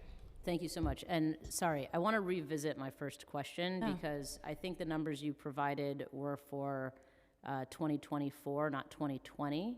For the invoices, Councilmember? Yes, for Fort Greene Council. So they're still awaiting over $500,000 in reimbursements from child care services rendered in 2020. 2020. Yeah, and that's what I'm trying to get to the bottom of. They have told my team that there were initial email correspondences with promises made, invoice amount with submission history and reimbursement approval from DOE in the mayor's portal. There was a submission to the mayor's office requesting help with the situation in December 2024, and there's been subsequent back and forth correspondences within the invoices showing a log between Fort Greene Council and the DOE representative. Oh, my team is saying that was related to the Family Child Care Network. It's a different contract, and that at that time was part of a different system. It was HHS Accelerator. Now we're in Passport. And so my team has been working diligently with them. As you know, we're in FY25. And so we have to do a lot more work to go as far back as 2020, especially when the systems are different. But we have been in conversation with them about that. That Is it the change in systems that caused the non-payment? I have to look into the details of what caused the non-payment going back to 2020. That I don't have details on for you, but I can definitely round back. But we are working with them to get them payment. Okay, so what exactly does working with them to get payment mean, though? Yeah, we've been in continued contact with them, letting them know what we have to do. We have to reach out to MOX. We have to reach out to other agencies to support. Since the information was submitted in the system, we no longer have access to. Right. And so we have to somehow, in some way, be able to pull out that information so we can remit payment in a totally different system. So it's an administrative, operational type of issue. Do you know if there are other centers that are facing similar challenges that where money got backed up from the previous platform you used? I don't want to misspeak. No, not in this particular situation. And only for our family child care networks are they in a different system from our CBOs. So I'm personally not aware of other programs in this situation. Okay. They've, continued to incur expenses for child care services, and today over $1.2 million remains unpaid, which has obviously limited cash flow and negatively affected the overall condition and growth of this daycare center. So I would love to work directly with you and your teams Absolutely. to figure out the fastest way to get this paid Absolutely. from 2020. Absolutely. I will work with my team on this issue to make sure we are definitely dotting every I and crossing every T. Okay, good. And so I would love to connect with you about that site and any other sites Okay, in your good. district. Thank you. The same question, how many providers are still stuck in that old system? How many are still stuck there, do you know? I do not know. Can you get that information to us, and how much is owed to those providers, right? This is 2020, none of us were here. This is wild. I agree. This is wild. And so again, we will investigate that, but also every situation is different. We understand right? that. And so it's my understanding, this is not to point the finger. We need to do better at communicating and working with providers so they can do what they need to do in the back office. But in some cases, we also do not get information so we can do the part that we need to do to move the process forward. And so again, having improved systems, having more staff, we need to improve customer service. We need to be able to proactively connect with programs and say, hey, we didn't get that invoice from about 2 months ago, what's going on? And so I will be also, my experience as a provider, also have an operations background, that is not the ministry of everyone doing this work. Some of them come in wanting to take care of children. And that's it. And we are clear about that. But there is a huge administrative part to this work. And so as we together co-create what the future of this system will look like, I really do invite you to have any suggestions around how we could support providers in the long term who are struggling with the admin part of the work, because it's causing some tension, and I do want to figure out a holistic solution to this problem. And how many vacancies do you have? For our operation analysts,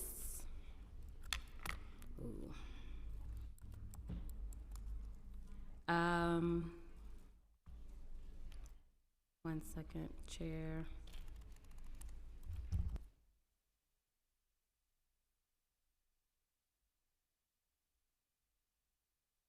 I do have that data.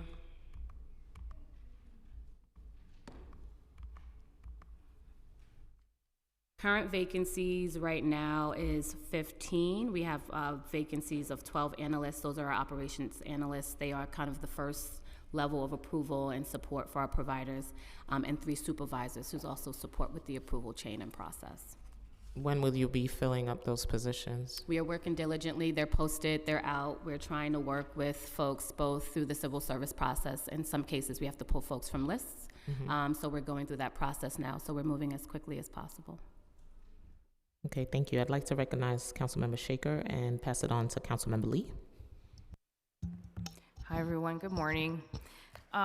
So I have a lot of questions about the procurement contracting process, and I say this with, having run nonprofit organizations for 15 years in New York City and having to deal with DFTA, DOHMH, DYCD, and a lot of the other agencies. And I have to say, I'm getting a little heated, not at you guys personally, but because it's almost bringing, I always joke around saying I'm a recovering, nonprofit executive, because it's a lot.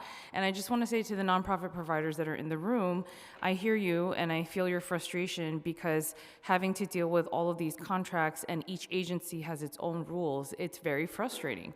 And so I regret that I wore a turtleneck, because I'm getting a little hot right now, but I'm like, woo, yeah. But, I just wanted to go into a little bit, and I'm just gonna, and not in any particular order, but shoot out some of my questions. So if I'm understanding correctly, you guys are not on the Passport system, because I know it went from Vendex to HHS and now it's Passport, and then you guys are on a separate system? We are in Passport for our Family Child Care Network contracts, and then we are in Vendor Portal for the other contracted programs. Okay, so for the other, wait, I'm sorry, what was it? Vendor Portal. Vendor Portal, okay. So how is that linked to Passport? So if I'm a provider that's doing multiple contracts and programs, how am I able to see transparently where things are at in terms of payments, where the delays are? So those systems are not linked. And so if I may, Ingrid, use you as an example, if you don't mind. Nuestros Niños has both a CBO contract, a center-based contract, which is processed through Vendor Portal. So they would go through there to assess their enrollments, their invoices, their attendance through that system for that specific program. For their Family Child Care Network contracts, they would go through Passport to assess those. Those systems do not speak to one another. They are separate, and they manage different contracts. Right, so how do we get them to speak to each other? That is not our intention, right? And so we do not, in New York City Public Schools, manage Passport. That is managed by a separate agency. Our hope is to have all of our contracts in one centralized system, and so we're working to develop that now. For DOE, or you mean DOE or the city entirely? Just for New York City Public Schools Division of Early Childhood Education. What was the rationale for separating out? That I cannot answer. I mean, that's how it's been organized for many, many years, I think even when I was a provider.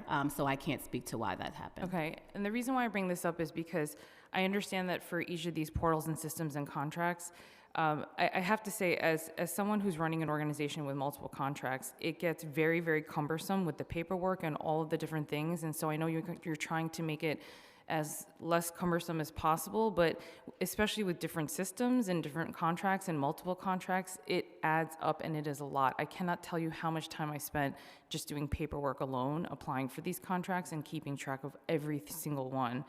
And that's everything from like the $5,000 to $10,000 to like the $100,000, $200,000 plus contract levels. And so in terms of your contracts that you have through DOE, what's the percentage of advance that you give them? So it varies. And so I believe, I don't want to misspeak, I believe we give 35% for our school day, school year seats, and then 25% for our EDY. Okay, is there any room to increase those amounts? Because I know other agencies have moved to do that as well. So we have done that in the past intermittently. I remember that from personal experience. We would have to consider the recoupment schedule associated with that, and we have seen by increasing the advance, it has led to providers owing the city money because they weren't, for one, incentivized to submit invoices, nor were we able to recollect on the advance. And so it also interfered with their cash flow. But in the advance, can't you also require that certain things be done by a timeline? So in other words, with that, there should be some more outcomes and guidelines, perhaps, to alleviate that issue? Because I almost feel like it's a catch-22. Because then sometimes the situations is that because they don't have the advance, they cannot do the recruitment. So I think it can go both ways. So I'm open to having the conversation. I think there's been some situations in the past that did not yield really good outcomes for the city when we've increased the advance. I think we actually went as high as 40%, if I'm remembering correctly. Okay. And it really put a lot of the programs in a difficult spot. And so I'm happy to explore that further with you and others to really see what's feasible or what's not. Okay.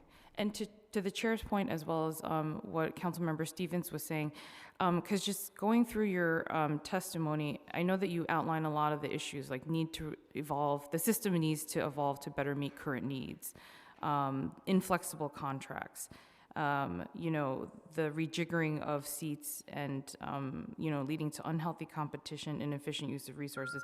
So when I read, I'm sorry, is it okay if I finish? So when I read all of these things, my question is we're looking to you all to guide us in terms of, like, so if you don't have the power to change the inflexible contracts, who does, right? And is there a way to reevaluate, even though we're in the middle of an RFP contracting process, is there a way to reevaluate or do white papers to do new RFPs with slightly different scopes, right? Because I know that with this program, like you're saying, if it's inflexible, what is that solution? How do we get to a possible new RFP that we do through white papers, through getting feedback, and then administer that? Yeah, that's the solution, right? I think, you know, we have all signed an agreement or contract, and we are all bound by the parameters of those agreements. We want to respect that agreement too. And so where we can be nimble, we want to be nimble, but we are also very much restricted by what can and can't happen, right? This was a fair solicitation. We want to respect people who applied with the understanding these were the terms. And so as we go into understanding where we can be as flexible as possible, we are exploring those, council member, Okay. and extending those opportunities to our providers. But really where we have the most opportunity is as we reimagine the future. And we are engaging in conversation with providers and even families around what they envision that to be so we can co-create something together. Okay. I mean, hopefully that can be done almost on parallel tracks. So in other words, Absolutely. we don't want this contract to end and then for us to start that process after. So hopefully that's something. And then just really two quick questions is, for the federal dollars that are potentially going to be cut, what percentage of that is pass-through money to you guys, right? Because I know that even though the city has its money, a lot of that embedded is federal dollars. And so do you know the total amount or percentage that we're talking about here? Yeah, so the pass-through is specifically our CCDBG funds. It's passed through from the feds, the states, through ACS to us, and it's about $6 million. Oh, I'm misspeaking. It is about $127 million. Okay. That's a lot. It is. And what is the sort of plan to, in case that goes away, what is the alternative solution that we're thinking, or that you guys are thinking about? So, you know, there are a lot of priorities across the city. CCDBG doesn't only touch early childhood here in the city. And so as we all, you know, really address these uncertain times and start to do some scenario planning, we're doing that in conjunction with the administration. We're doing that in conjunction with OMB. And so it's hard for us to plan without having details. But we are considering the possibilities where we can't absorb, where we can. But I can't really get into any specifics without having more details about what will be presented to us, unfortunately. Yeah, we're all going to be in that one together, so thank you, Chair. Thank you, Councilmember Shaker. Thank you so much, Chair, for hosting this important hearing. And the reason for it is because, as you're hearing, we're all, and I'm especially and extremely concerned about this administration's approach to early childhood education. The comments that Mayor Adams has made versus the reality on the ground of the large demand for early childhood education. And I want to talk about one center in particular, but before doing that, just a couple of questions of the statistics to really highlight this disparity. And I know you all, with the charge you've been given, are doing the best that you all can. But are you aware that from 2023 from 2021 to 2024, there's been a 27% increase in the number of 3K applications? Were you aware of that? I am aware that there has been a significant increase in 3K applications. And are you also aware that in the first 4 months of 2025 versus the first 4 months of 2024, ACS reported an 82% increase in the average number of children using low-income childcare vouchers. Were you aware of that jump? I was not aware of that specific number, but I am aware that there was also an increase. And are you also aware that while the mayor was saying that every child who wanted a 3K or a pre-K seat would get it, are you aware that between 2021 and 2024, the percentage of families who applied on time and received a 3K offer increased only by 2%, even though the number of applicants increased by 10,000? I am aware of that. And you're also aware that as of January 30th, 2025, I think you all testified that about 450 students were still awaiting early child education, special education seats. We are also aware of that. And so when I see these numbers and we hear how much the demand for early childhood education is growing so rapidly, the need for special education and early childhood seats too, I am shocked at the way the mayor has really made it a point to cut from 3K to talk about how every child will get a seat, but the demand continues to rise so much. And I think you would agree that early childhood education is one of the best investments we could make, right? Not just for children and families, but also for the workforce too, right? I agree. And I see it as an incredibly important economic engine for our city. But again, there's a sharp disparity between this administration's approach to early childhood education, knowing its importance, and knowing what the data says about the demand. I want to focus in particular on May I? Sure. And so I do appreciate those stats, and I think what you've demonstrated there is the exact thing we're trying to solve for. And so the mayor has been very clear in his commitment, and this is a commitment that must be supported at all levels of government. It is not only ours to own and bear at the local level. And so working closely with our federal government and state partners to get the resources to properly sustain this system, it is a very, very dynamic ecosystem that requires all of our support. And one thing around 3K growth, that is a need that has changed within the 5-year span of a contract that doesn't allow for that level of flexibility. And so although we see very clearly, and I think I articulated this in my opening remarks, that there is a need for 3K, I will go as far to say there is even a higher need for infant toddler care, which we are not meeting right now in this city. And we are unable to do so if we only focus on expanding. Right. Optimizing is a bi-directional process. We can only, within the confines of our resources and systems, increase in places that need the care, may it be 3K or otherwise, by really evaluating spaces that are underutilized to shift those resources. And we've been committed in doing so. And so as much as possible, we would like to move forward in that direction so we can meet the demands of community. And we agree, and I know you agree on the importance of these investments, and it is a joint approach, but how this administration approaches that question, I think, really matters. And so one daycare site I want to focus on in particular is Nuestros Niños. Are you aware that Nuestros Niños faced a similar battle for its closure about maybe 6 or 7 years ago? I'm aware that there was an open competitive process for the location in which it was awarded to another vendor. And because of the pandemic, they were not required to vacate the premise. So I know about that because I was involved in that fight. Nuestros Niños was a client of mine. A lot of the parents that send their children to that daycare center were clients of mine who were doing that so they could go to work to pay their rent. I worked in that community for 13 years before becoming a city council member. And I know intimately that struggle where we faced with Nuestros Niños, the same exact issue. They were about to close. We filed litigation. The de Blasio administration opened up the site again. The pre-K seats went up. And why that shocks me is because I know personally how much of a high-need community that is, where to ensure that so many of the children in a very gentrified neighborhood like Williamsburg, the children can get the services they need, the parents can have childcare, how essential Nuestros Niños' site is, especially that one on South 4th Street. So my questions were, one, is it true that they were notified of the planned closure of the site just a day or 24 hours before the applications went online earlier this year? And so we notified the providers around 24 to 48 hours prior to the opening of the application in January, correct? And that's what I mean, but that to me is shocking for a neighborhood center that is so essential, providing services for families for more than 50 years, low-income families in Williamsburg that are being displaced from their own community, to give them 24 hours of notice of closure for an essential child care center is really shocking to me. And so one question I have is, and this goes to the approach and how we're looking at early child education, one question I have is, before the decision was made to notify them of closure, knowing the statistics, knowing how important this daycare center is to its community, what steps were taken by the city to work with them to make sure all their seats were filled, to make sure there was as much marketing and outreach done as possible to this high-needs community? Because the data shows a very different perspective of how important a child care center like Nuestros Niños is.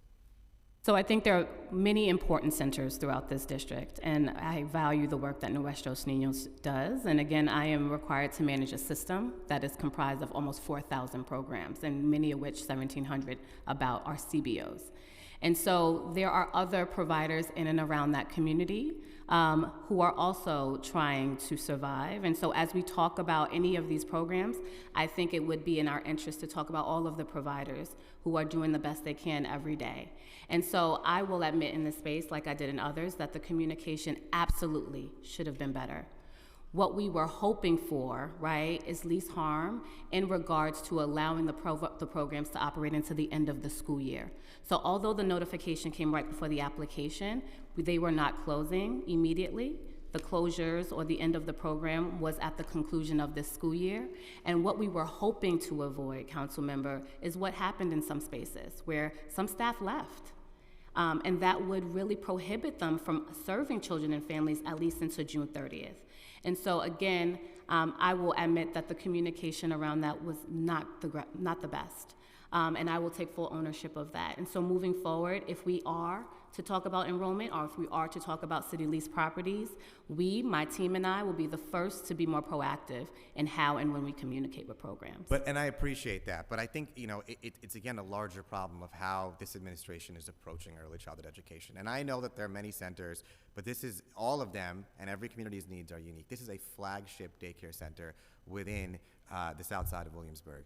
And we can't just gloss over, and it's frankly, and I appreciate you're taking responsibility, but speaking more broadly as administration, we can't just gloss over these communication issues for a 50-plus year daycare center that's being told they're going to close, as if that's a mistake and we can just move on. That's not acceptable to the community, to all of us as elected officials. And again, it's very revealing about the approach here. Now, I know that since then, as you mentioned, they've been given an extension to stay open. There's negotiations with the landlord going on. Are those negotiations for a month-to-month tenancy for this site? No, those are not. Our current leases would allow us to stay month by month, but the landlord would have the right to evict us, which is why we reach out to the landlords to start negotiation to have their commitment we can stay until the end of the school year, and we're working to execute those lease extensions as soon as possible. And what is the lease term you all are looking for? Are you looking for a longer lease term than month-to-month for a renewal for the future? For those 4 sites, we're looking to extend the lease up until the end of 25-26 school year. That's very concerning to me, but my final 2 questions are, have you all exhausted all your options to keep this daycare center open before notifying them 24 hours before that they were going to close? So again, we have to manage a system, right? We're talking about sustaining for the children of today, but also the children of the future, right? And so we cannot continue to expand or support lease costs that are growing year over year without doing some housekeeping and cleaning to make sure that we are being as effective and efficient as possible, right? We are all clear about the stimulus cliff that we experienced with 3K. We are all clear about the changing needs of community, and we have to be responsive and responsible with the taxpayer dollars. I'm a steward of those tax dollars, and I cannot, in good conscience, continue to sign 20-year leases for contracts that run a year or 5 years at best. And so we need to really come up with a system that is sustainable and makes sense for communities while allowing us to infuse some flexibility. Things change, and we can't continue to do that if we lock ourselves into these high-value leases. Understood, but let's look at that system, and that's my final question, is how much is Nuestros Niños owed, as an example, in outstanding contract payments at this point? And so Nuestros Niños, that contract is on an annual basis. They are, and I'm sorry for the feedback, everyone. And so right now, they are going through the contract registration process. Their budget for this particular site, they have 3 sites. This particular site is pending, is already pre-approved in our system, which is a great thing. And so once the contract is registered, we will be able to allow them to begin invoicing on their current year expenses. But don't they have a backlog of payments they're owed already, kind of like the similar situation? Not like that I'm Councilmember- aware of, no. Okay, well, I think, it's, let's look into that. I want to make sure they're being paid on their contracts. My understanding was otherwise. But regardless, I don't think we can be closing. Clearly, there's a problem of paying late for early childhood centers on contracts. And it's a major issue, and it really impacts their operations.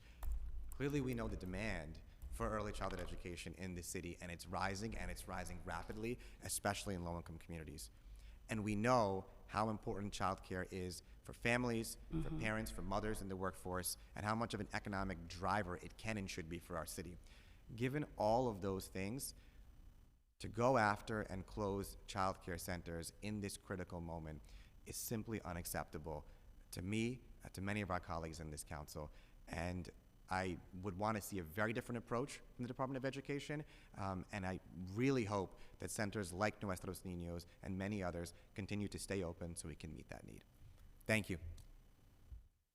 Thank you, Councilmember. I have a really quick question. Earlier you mentioned about saturations of neighborhood. Have you done an assessment to address the saturation of neighborhoods prior to determining these closures? Because we're all about data, right? Data drives our policy. As a former educator, my data drove how I taught my kids in schools. How is the data driving your assessment on how saturation? Just to piggyback off of Councilmember Shaker's.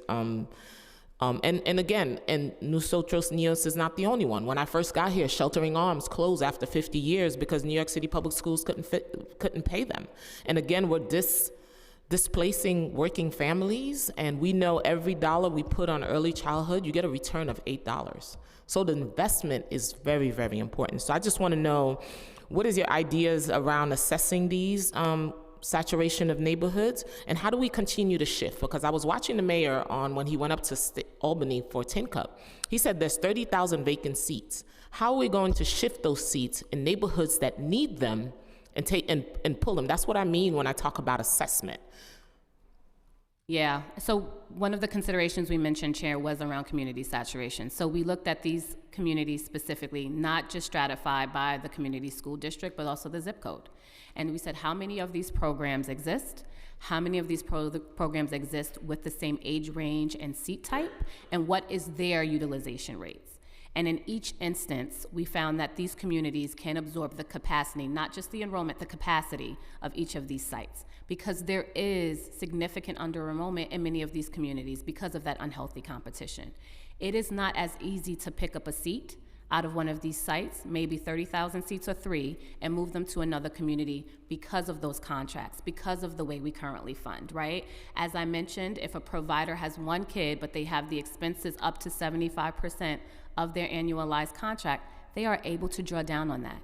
And by removing vacant seats from any site's capacity, we are ultimately diminishing and decreasing their annualized value and contract value that they will be paid. And so these contracts are organized on a per pupil basis, so less kids, less money. And so if we're talking about making sure that programs are viable, we are not going to succeed in making them viable if we move seats specifically. And so we have to look at a multi-pronged approach. We have to look at the current contracts. We have to look at what we can modify and configure within the sites. I know some of the sites mentioned, like I said earlier, they just don't have the right seat types. We have to look at the recruitment strategies. I understand what we're saying about New York City Public Schools providing support, and we're committed to do that. But we also know these are independent businesses. Some of them, they operate other programs outside of Early Learn or early childhood, right? And so we look to them to lead their business strategy, as I did in the programs I ran, may it be for early childhood or runaway homeless youth, right? And so we look to them to really guide what they need for their business and their communities. And we are there to support them as much as possible based on the information we have. But it is not that easy to just shift seats without, frankly, destabilizing some of these businesses. We've already destabilized a lot in early childhood. The question was not answered. How are you assessing neighborhoods in order for this not to happen again? We cannot hear another 5 closures. We cannot afford a childcare deserts in communities that need them. So what is the assessment plan? That's what I would like to hear. The assessment plan is to continue doing what we did. We're looking at site data. We're looking at current contracts, may it be leases and otherwise. We're looking at community saturation. And so with all of these plans to stabilize the system, it's going to come with a few hard choices. And so what we hope, right, and having conversations with providers, with communities, with you all, is that you can co-create how we make those decisions, but not making a decision is not an option. We have to figure out a plan to stabilize the communities that are underutilized, right? We have communities that are in desperate need of care. We still have childcare deserts in this city. Yes, we do. And so how do we meet the needs of those communities while we are, frankly, misusing funds by pumping money into communities that don't have the children? So we have to co-create a strategy that makes sense. And again, it's going to come with some hard choices, but I'm hoping through improved communication we can do that together. Communication is the word of the day, like Sesame Street, right? Communication is the word of the day. Councilmember Hanif. Thank you. I wanted to follow up on the 450 students awaiting early childhood education, special education seats. How many of those students are still awaiting special education seats? I'm going to call up my colleague, John. Thank you. You were ready. Thank you for that question, Council Member. Let me just. So, as of the end of January, there were 360 students that were awaiting a self-contained special class seat, and there were additional 90 students who were awaiting an integrated seat. So that means as of today, 360 are still awaiting. Yep, that's the data that we have available here today. I'm happy So to. what's happening to ensure that these students access special education seats? Well, we're opening some additional classes this year. So there was an investment of $55 million to open additional special class seats across our city. There were 456 seats opened in September. And we're working to open another 284 seats this month and in the weeks the weeks to come to ensure students get access to these seats. And do you anticipate that all of the students who are now not receiving their care will be in a seat? We're gonna do the best that we can with the resources that we have available to us. We're gonna work with families to arrange partial services in the form of special education itinerant teacher services, speech, occupational therapy services, as students require, to do the best that we can to serve all students.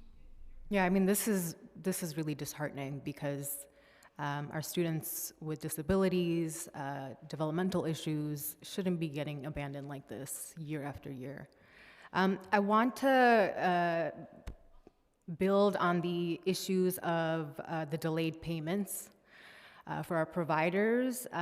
It was really infuriating and of course sad to hear from Ingrid that she had to take out a loan and the savings of Nuestros Niños is basically depleted. That shouldn't be what 50-year-old providers have to do. So I echo my colleague Shekhar Krishnan's views on this, but what are the new policies you're putting in place to address these issues moving forward? And I have providers in my district who are like at the brink. They're waiting for the reimbursement, and it feels like they can't plan for the future because they feel that their closure is coming up.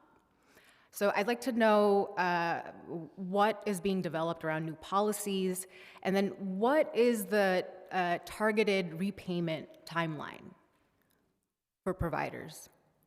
I'm going to probably ask for more information on that last bit, but some of the work that we're doing, and thank you for that, because a lot of work must be done around our payment processes in general. And so, again, some of that is very much contingent around the structure of our contracts.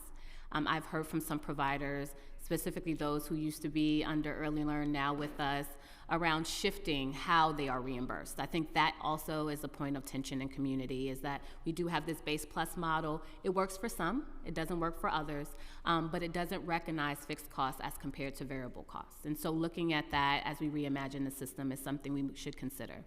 Systems, as I mentioned. And so the current system that we use specifically for our CBOs is a little dated. And it can definitely use an evolution of sorts. And so we are looking right now to release a new system that we hope will improve not just our turnaround time on payments, but also allow providers to see where they are in the queue. Sometimes not knowing is half the battle, right? Or knowing is half the battle. If I don't know if I'm going to get money tomorrow or next week, that adds to the anxiety that many of our providers have, and we want to alleviate that. We also need to build internal capacity within my team so we can improve our communication and how we proactively partner with providers around payments and how quickly we issue and remit those payments. And then lastly, as something I mentioned earlier, being able to provide some back office support separately to our provider community. We are clear and we are aware of the admin responsibility related to these contracts. Some have the ability to do it, others don't. And so nonetheless, folks need to get paid on time. And so we're figuring out ways that we can provide that in the future to individual providers who need it. And so if there are ever any issues around payment, providers are encouraged to reach out to me. I have said that in many spaces. My team doesn't like when I say that, but I invite that if it's helpful. And also, we have to do better, just frankly, at just streamlining process through and through. And so we have bridge loans. I'm sad that Ingrid wasn't aware of our bridge loan process. That's something she could have explored. And we often offer that to programs who are in a contract registration process. I am sad to hear that she's going through that, and I'm sorry, Ingrid, that that's your experience. Can you just share why she didn't know about the loan? How are these loans being, what's the engagement around outreach? I cannot speak to why she didn't know, but we often, if a provider reaches out letting us know that they're having cash flow issues, or reaches out to us around contract registration issues, we do inform them about that possibility. Okay, so the onus is falling on the provider.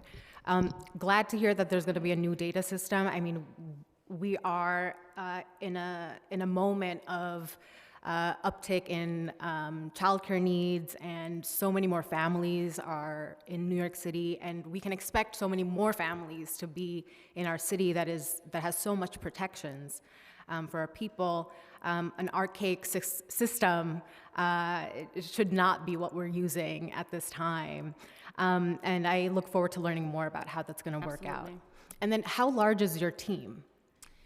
So I have a powerful team of about 550 staff, but the finance team, I will get you that specific number. I do know the actual operations team that support with payments directly is around a team of 65.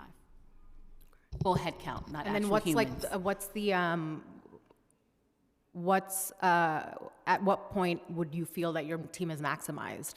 At how many staff members? Yeah, it's really looking at the caseloads, right? We really hope for our OAs specifically to have caseloads around 30 per person. They're about double that right now. And so that would require us to hire at least another 20 OAs. Okay. I understand that DOE added 1,500 3K seats in areas with long wait lists for last year's 3K application process, and by August, all families who applied to 3K on time received an offer. Some of those constituents were in my district and claimed that the seats they secured were all locations far from their homes. And we know that 16% of families did not receive a seat at any of their ranked sites. Could you confirm how many of the added seats are occupied this school year? I might have to get back to you on the 1,500 specifically. That number I might have to get back to you on. And then how many total seats is the DOE planning for the upcoming school year?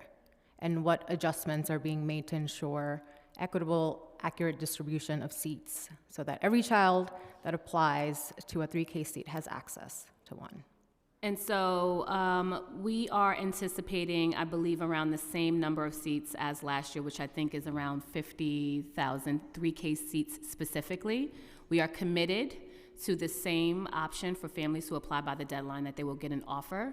And so we are continuing forward in those efforts. It's important to note, though, that when we do look at offer data versus actual enrollments, it's significantly less. And so although families are applying for 3K, families are not necessarily enrolling in 3K, even when they are given an offer, based on their preferences.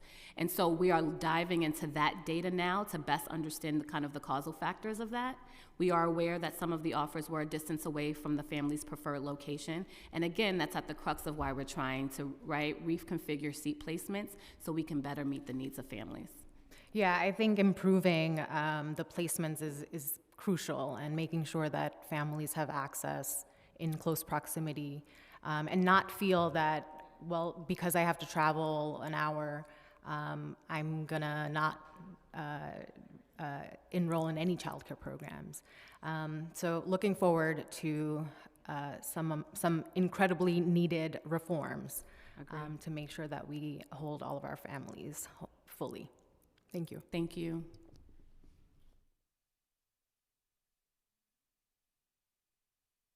Thank you. So on February 14, 2025, there was a report that providers of all five, no, we talked about that. So how did you arrive at the decision to extend these contracts and keeping the school open until 2026?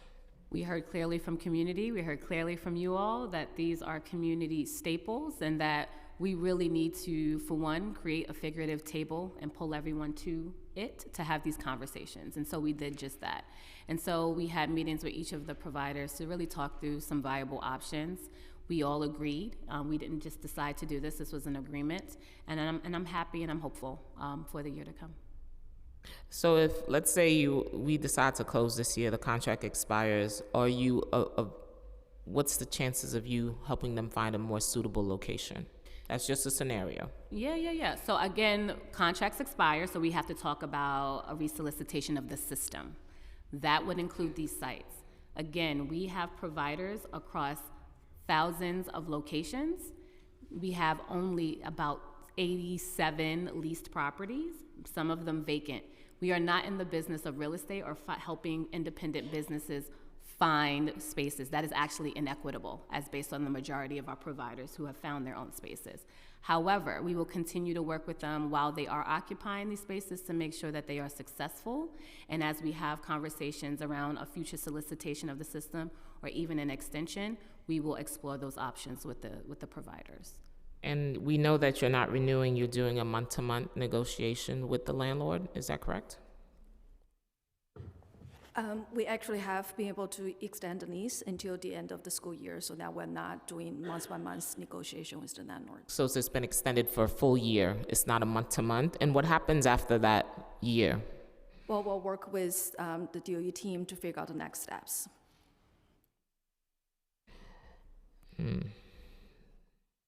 What kind of lease agreement applied to the other 4 buildings? What type of lease do you have for the other 4 buildings? So out of the 5, again, one of them has lease expiration in 2028, so we're all set. The other 4, we're extending the term the same way until the end of the school year. So what are the total numbers of center-based early childhood education contracts for FY25?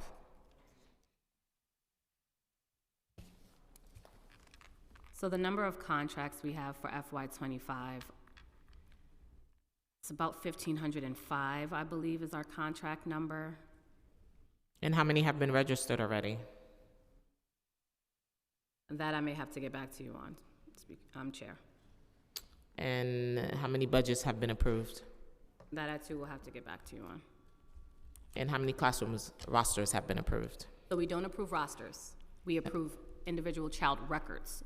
And so sites are, and actually I'm trying to get you your contract number. And let me get back to your contract number. 1461 contracts are registered. and there are 90 FY25 contract actions pending registration. So I wanted to get back to you on that one. I'll get back to you on the budget number. And so we approve individual child records for our CBOs, not rosters. Again, they're funded on a child per child basis, not per classroom. Okay. Oh, this is a lot.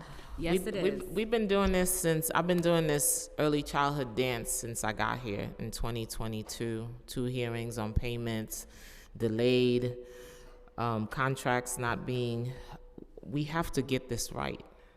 It can't be the same fight every year, every time, every chance we get. We've been doing this. So that's why we meet every 2 weeks, to improve the sector, to make sure the workforce is there, make sure the seats are available for our students. But I'm finding that sometimes I feel that I'm running in circles as the chair, and it's a little frustrating for me, my committee, my staff, and the providers and New York City families who these things should be non-negotiable for us. These are non-negotiables. We have to come up with non-negotiables. And I'm sure educators can understand that. Just like we have non-negotiables, we have to have non-negotiables in early childhood, where the work has to be done, the system has to be improved, but it's been 3 years. And I'm not listening to any more excuse that we just got here. We're not here. We've been here from day one. And we've been fighting for providers, and we find that it's the same providers are not being paid. I think Nosotros Niños earlier mentioned on the record they are owed $1 million in back pay to pay their staff, to pay rent, keep food on the table for each and every one of these families, and I'm sure every single one of them are women. So how do we do that? And always encourage to take bridge loans when we should be fixing the system. Is there interest charged on a bridge loan? No. And there's 1,094 budgets approved. I wanted to get back to you on your stat. Thank you. How long does it take when someone applies for a bridge loan to get approved? That I do not know. I can get back to you on the process. It's not, from what I understand, incredibly lengthy. It's something we do prioritize. Again, we work across agencies for that, and that is a process we actually have staff dedicated to managing. And so I can get back to you on the average time for processing. And what is the chain of command for addressing invoicing, including providers who contact first? How does the escalation work? How does it work when we escalate? Now you owe her $1 million. When does she get to see that payment?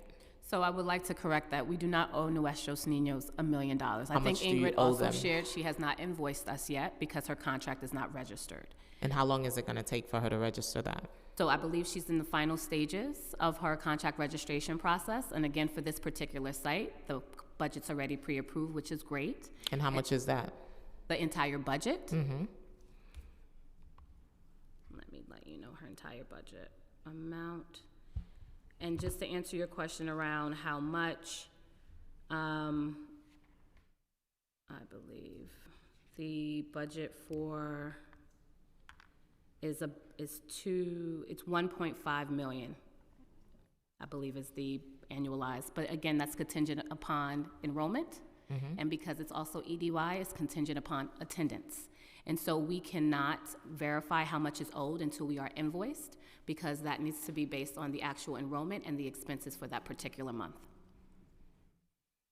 So let's if your department had no vacancies for analysis supervisors and other staff to work on the intake, you would have enough staff adding, how much faster can things move?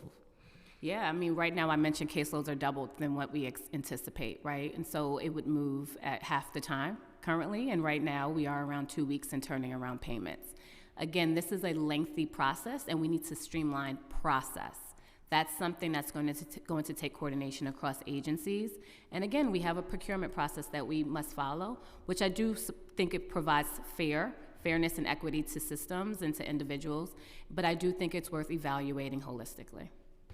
If there's a mistake in an invoice and they resubmit the invoice, how long does that take? Ooh, so it depends what the mistake is, Chair. And so it depends if it's a mistake in kind of reporting one of the budget items or payment items, or it's a mistake in the enrollment. That will require us to go back and open up the system in a different way to allow them to make modifications. Those types of issues, again, assuming they were already paid, it would just be adjusted in the next invoice. How many staff does it take to process payments? On average, about 4 to 5 staff to process payments. So now you have a vacancy. How many, each of your staffers, what's the caseload that they carry now? They carry around 60 programs.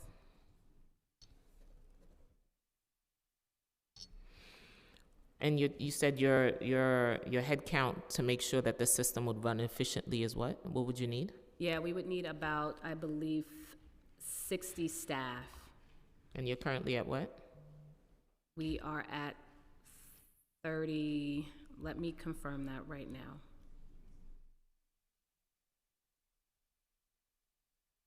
Because what I have in front of my mind is the actual head count that we have.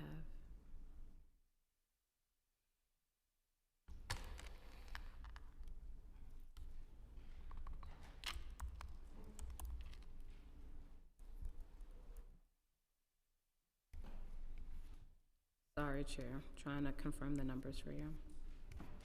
Oh, we have 28 analysts currently. How many? 28. And you need how many? 60? 60 would be ideal. So providers are going to be waiting a long time, y'all. Other than SCA and New York City Public School, what other agency hold leases? We are responsible for all the leases under New York City Public School. All the leases fall in your, are there any other sites risk of closure in the same way that these 5 sites are? There's none currently under consideration, but as you we mentioned before, there are 3 other leases with expiration date in the next 2 years. Okay. I think Councilmember Shaker had a follow-up question. I think I just wanted to make the point, I think the chair actually already made it too, that Nuestros Niños, and I think they testified earlier, I know, about their difficulties, was owed $1 million. I mean, on February 5th, the payment of $100K was made to Nuestros Niños, but there's still back pay of about roughly $900,000 left to pay them. No, that payment was associated with one of the other 2 sites that has a registered contract. The site that we are focusing on here, South 4th, is still pending contract registration. But has the site that's, with the site that's owed that money, have they gotten that money? I'm sorry, there's no site within Nuestros Niños that is owed any back pay from us. So the $1 million, the payment that was made in February, about $100,000, leaving another $900K or so, that's been paid? So again, I think we're working off of the basis, thinking that we owe them $1 million, which is how you're getting to the net 900. So the providers are billing us on a monthly basis for their programs. And so, again, not verifying that they got a payment in February for $100,000, but if it was, most likely it was based off of a prior invoice. And so I am not aware of, based on my current data, that there is any owed payments. However, the contract for this particular South 4th Street site has not been registered. So to Nuestros Niños' point, they have not been able to invoice us yet, and as a result has not been able to get any payment. I see, okay. And do you, 2 questions I have for you. One is, when was the last time Nuestros Niños was actually paid on their contract? Do you know when that was? For the South 4th Street site? Yeah. And so I believe they were paid, I can confirm, in FY24, because the contract right now is for FY25. And so let me confirm with my team. I believe the FY24 payment for Nuestros Niños was for their June invoice. And let me confirm when that was paid.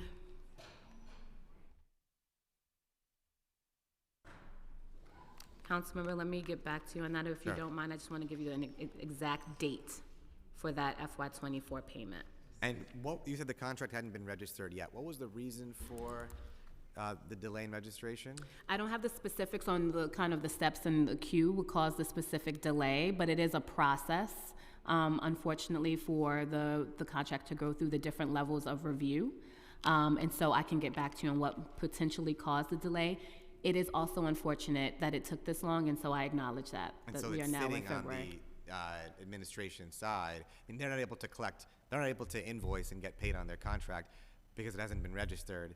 but the registration is pending for a while because the contract is sitting because of the bureaucratic delays in the registration process. I'm not going to attribute them to any bureaucratic delays. Again, there are different components that require vendor input as well as the administration. I don't want to say that it was them or us because I don't know, but it is a lengthy process in general. And so, again, just trying to create some efficiencies, that's an area that we can look into. I do want to say for June 2024, that invoice was submitted to us just December 16th of last year, and it was paid on January 23rd. Got it. Okay. Well, I know you can't say it, but I will say it. I mean, I think and having come from a nonprofit organization before and leading one, that the registration process is very arduous and bureaucratic, and it results in massive delays for all kinds of nonprofits, but I think even for early childhood education centers, that creates major issues given the services they're providing. We agree. And I think the administration also recognizes that. I believe they started a task force specifically for nonprofits to help expedite this process, and so you would not have me disagree with that statement, Councilmember. Thank you. Thank you, Chair. Thank you. Does New York City Public School have funding to open preschool special educations beyond the 284 that they're currently planning to open? If not, have you put in new needs requests through OMB?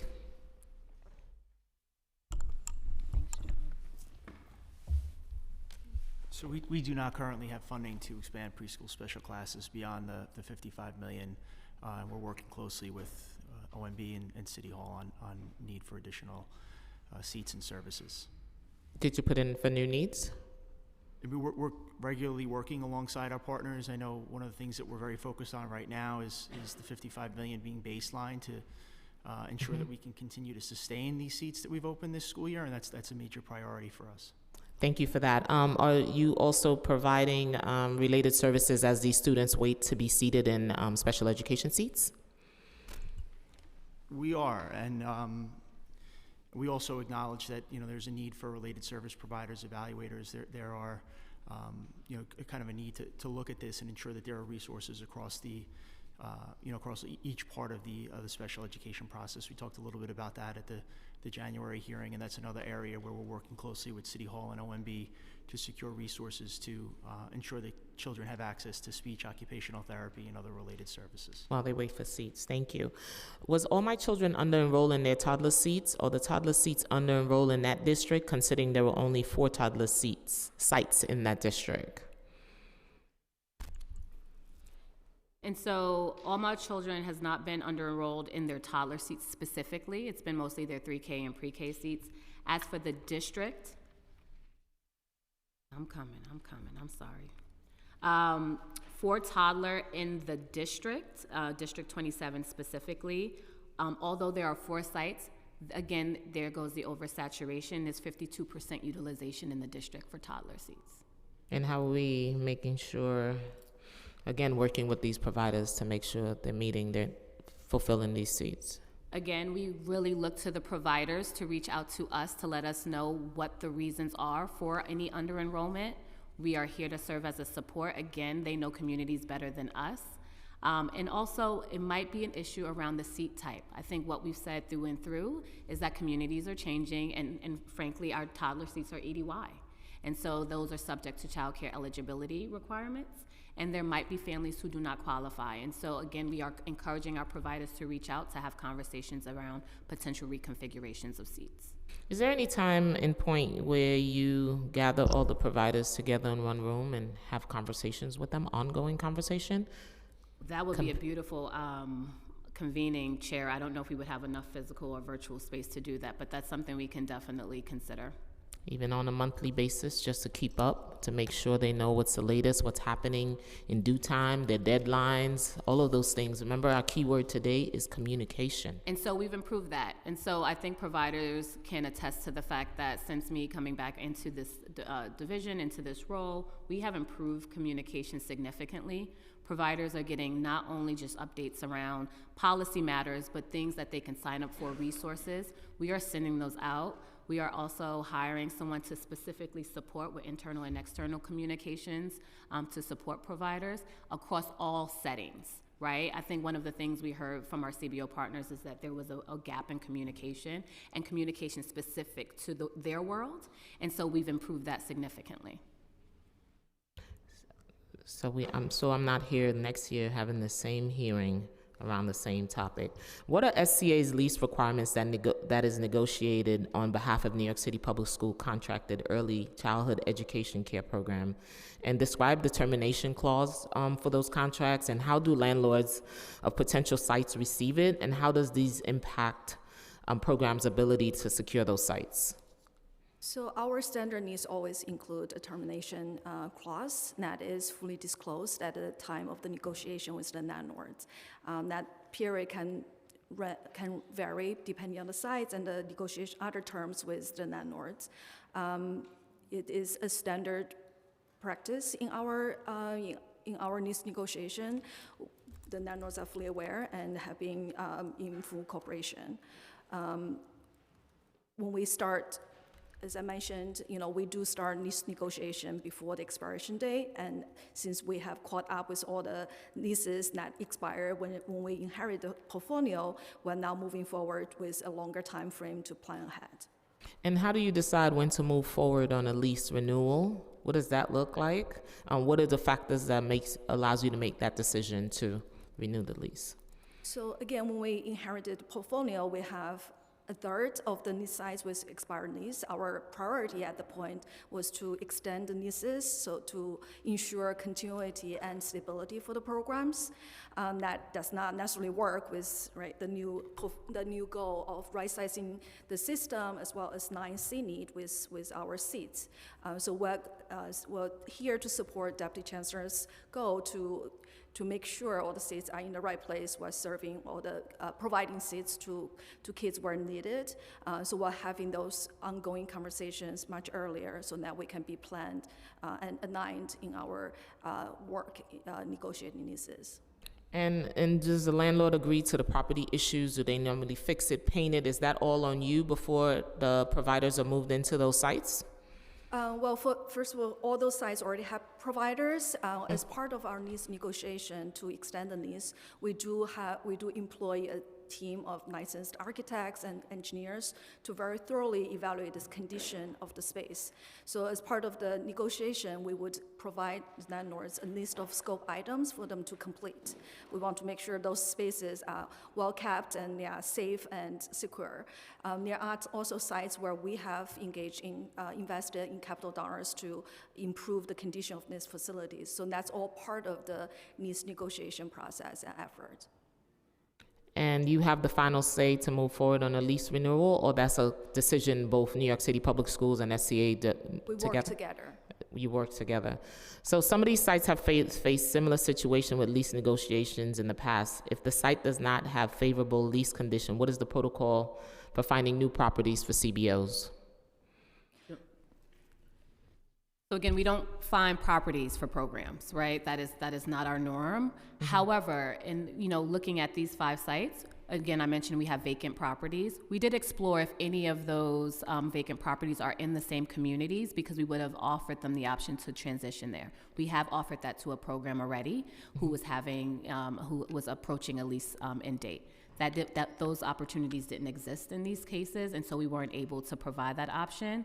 And so we would not normally help an independent business find a site. Again, that's an equitable practice since most of our providers do that on their own. In the case that they did find their own separate site, then we would need to have conversations about the impact on their contract. As you might know, rent is something we do subsidize and support through the per pupil cost. And so if they were able to transition, again, we would have to talk about the details on that. That's something we can consider. Do you have a broker that does assessments of available properties in neighborhoods so you can find favorable leases for providers? Again, since it's not our responsibility to provide them the sites, we don't, but we're happy to provide assistance where we can. Again, we do have a very large portfolio of leases, not just for the early childhood center, but for all other leases where we have schools and other programs occupying. And when leases are up for school buildings, not just early sites, what's the process for that? It's the same. It's the same process? Correct. You go and negotiate? Because I have a school in my district, the lease is about to be up. I just want to know what the process is. So typically 6 months or 12 months before lease expiration comes up, we would start our due diligence. We'll do environmental due diligence. We'll have our architects and engineers to evaluate the sites. We'll start negotiation with the landlords. In very rare cases where if the landlord is not doing a good job, be responsible for making the buildings watertight or doing their share. There are rare cases where we have terminated lease and consolidated. Again, if the space is not needed, there are other opportunities to place the program in a better setup. How often have you terminated a lease, and how many leases have you terminated, for example, because the landlord was not keeping their end of the bargain? Not often. I think at least, I don't have the total number ahead of in front of me. You can send that to me. There's one lease we terminated last year for a program in Brooklyn, and working with New York City Public School, we're able to relocate the program to a different location, and it's a better setup for the program.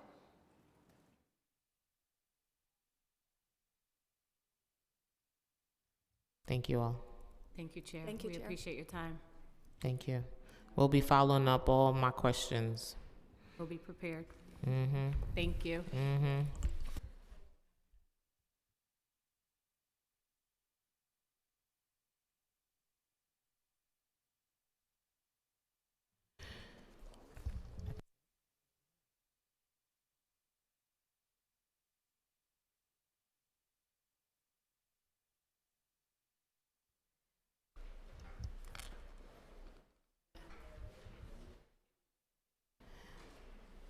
I'm now opening the hearing for public testimony. I remind members of the public that this is a government proceeding, that decorum shall be observed at all times. As such, members of the public shall remain silent at all times. The witness table is reserved for people who wish to testify. No video recording or photography is allowed from the witness table. Further, members of the public may not present audio or video recording as testimony, but may submit transcripts as such recording to the Sergeant at Arms for the inclusion in the hearing record. If you wish to speak today, here in today's hearing, please fill out an appearance card with Sergeant at Arms and wait to be recognized. When recognized, you'll have 3 minutes to speak in today's oversight topic, DOE's provision of early childhood care center closures. If you have written testimony, additional written testimony you submit for the record, please provide a copy of that testimony to Sergeant at Arms. You may also email written testimonies at testimony@council.nyc.gov within 72 hours of this hearing, and audio and video recordings will not be accepted. I'm calling the first panel, Borough President Antonio Reynoso.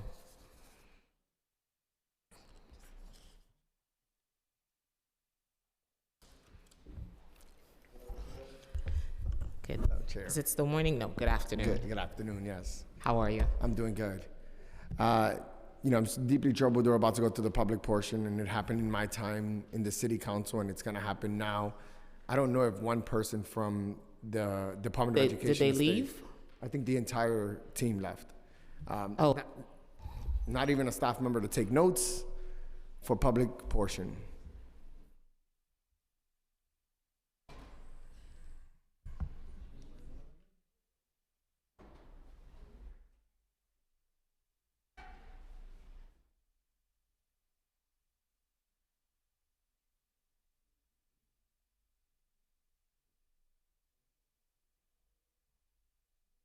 Holding at this point? What's the count holding at right now? Is the count? Oh, the testimony Oh, count. yeah, same thing. Same thing, How many all right. people left? It's the Oh, same okay. thing. No worries then. This is public, right? Let's go.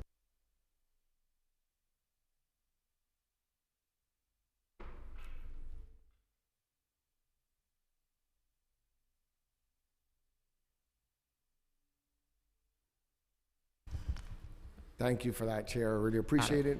And I really don't know where to start, but what we've seen here is that we're delaying the inevitable, ultimately, is what's happening. Throughout this entire process, we asked the Department of Education if there was something that any of these centers could do to ensure their survivability past the new deadline that has been imposed. Should any of these centers have 95% enrollment? Should these leases be negotiated to a decent amount?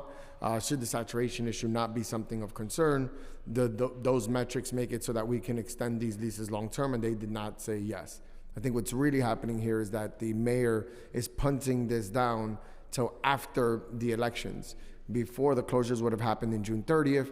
Now they're going to happen after the election, and I think he's just trying to buy time, considering the childcare closures made a lot of noise, and he was in the press every single day having to answer for this. So I do think it's a political decision. But outside of that, just hearing the DC speak on a lot of issues that are just not factual. Want to be very clear that Grand Street's enrollment, I think they have around, let's say, 68 children. So if they have one children not enrolled, they go below 95%. So they can have 68 children out of 69 and be considered under enrollment in their eyes.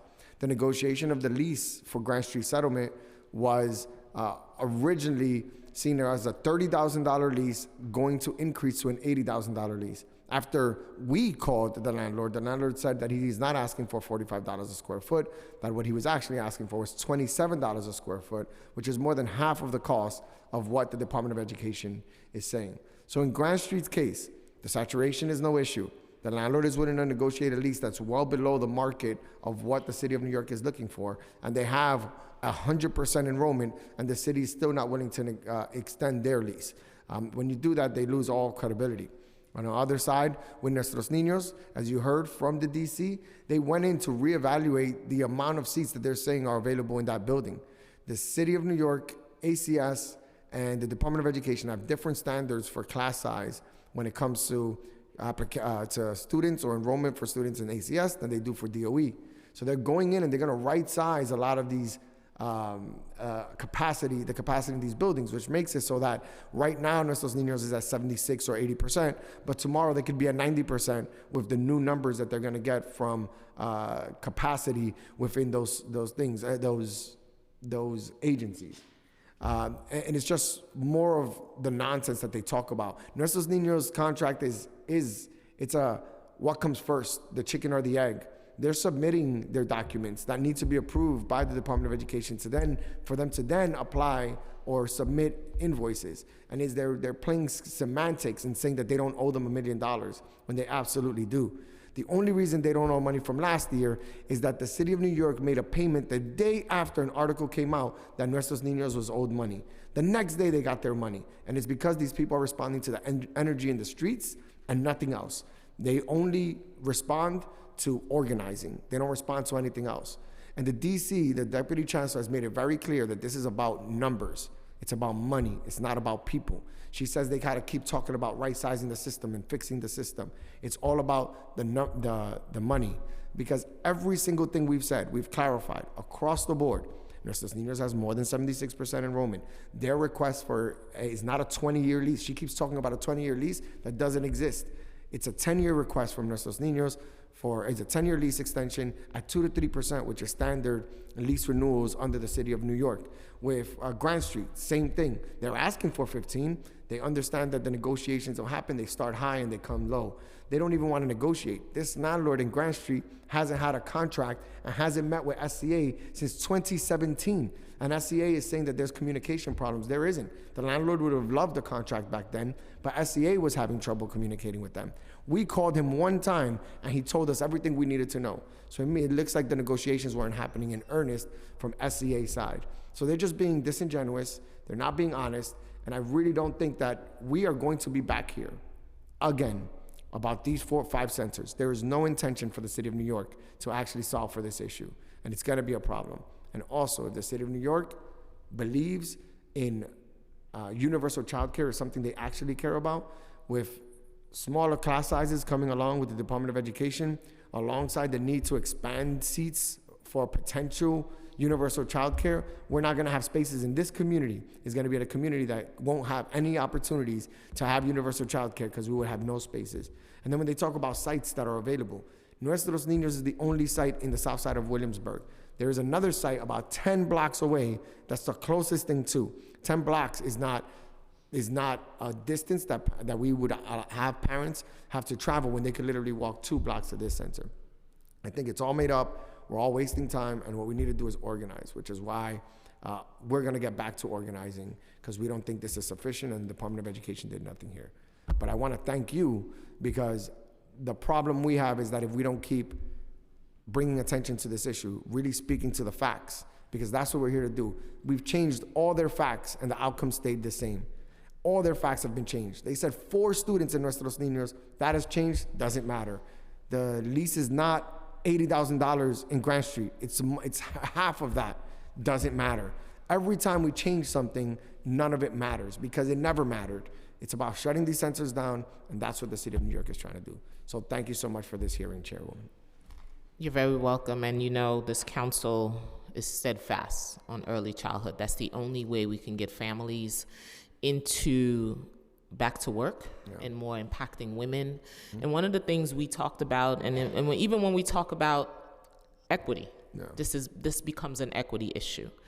Right? And if we don't invest in early childhood, and as a forever educator, you know that if we don't invest in our early childhood, the top is not going to be strong. Absolutely. So we are steadfast. We are with you. I am with you. I've been here on early childhood since I got here. Absolutely. And Councilmember Stevens said it. For 3 years, it's been our focus. We created a 10-point roadmap on making sure we get it back.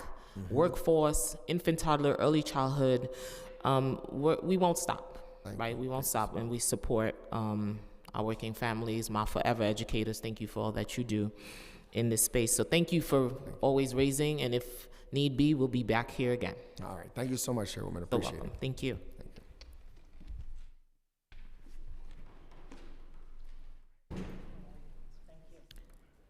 The next panel is Mabel Sardus. If I mispronounce your name, please forgive me. Gregory Bender. Paula Ngaru. Am I saying that right? If I didn't, please forgive me. And Sharon Brown.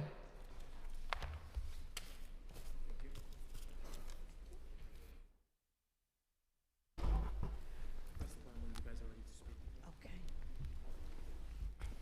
Hey, how's it going? Good afternoon, Chair Joseph. Thank you for your advocacy around early childhood directors as well as the centers. My name is Mabel Muniz Sardui. I am the Director of Political and External Affairs at CSA. As you know, our membership includes over 160 early childhood educational directors who lead CBOs-based ECE centers. I am here today on behalf of President Henry Rubio to express the deep concerns our members, their students, and their families over the recent announcement of sudden closures of early childhood centers.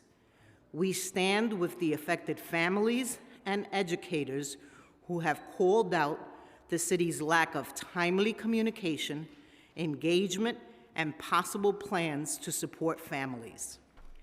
The DOE's approach to ECE closures contradicts the city's stated commitment to early childhood education.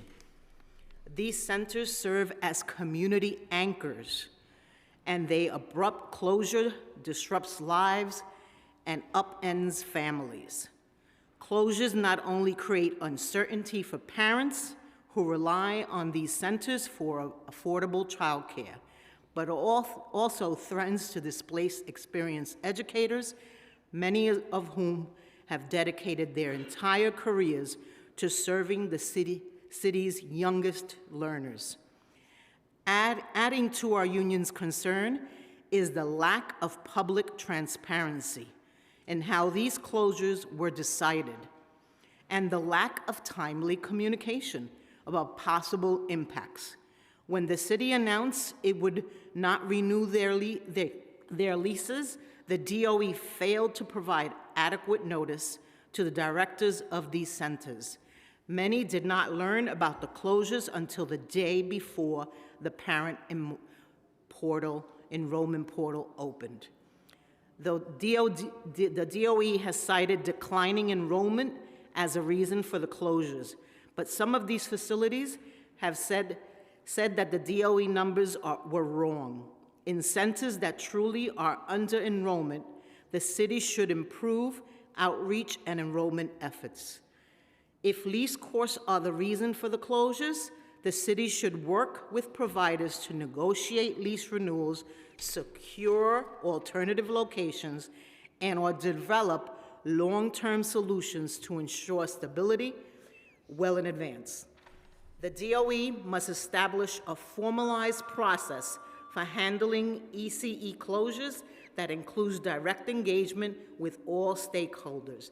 Since early childhood centers do not control the enrollment process and projections, the city must take responsibility for providing accurate enrollment projection data instead of cutting programs. The city should increase funding to ensure that no family is left without access to affordable and high-quality early childhood education.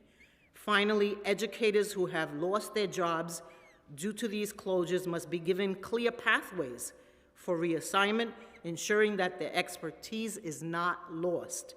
We are pleased when the city recently reversed the decision to close Nuestros Niños, and hope is that the city will listen to the other communities involved and commit to reopening the other sites. On behalf of the impacted ECE leaders and their families, we depend on these programs.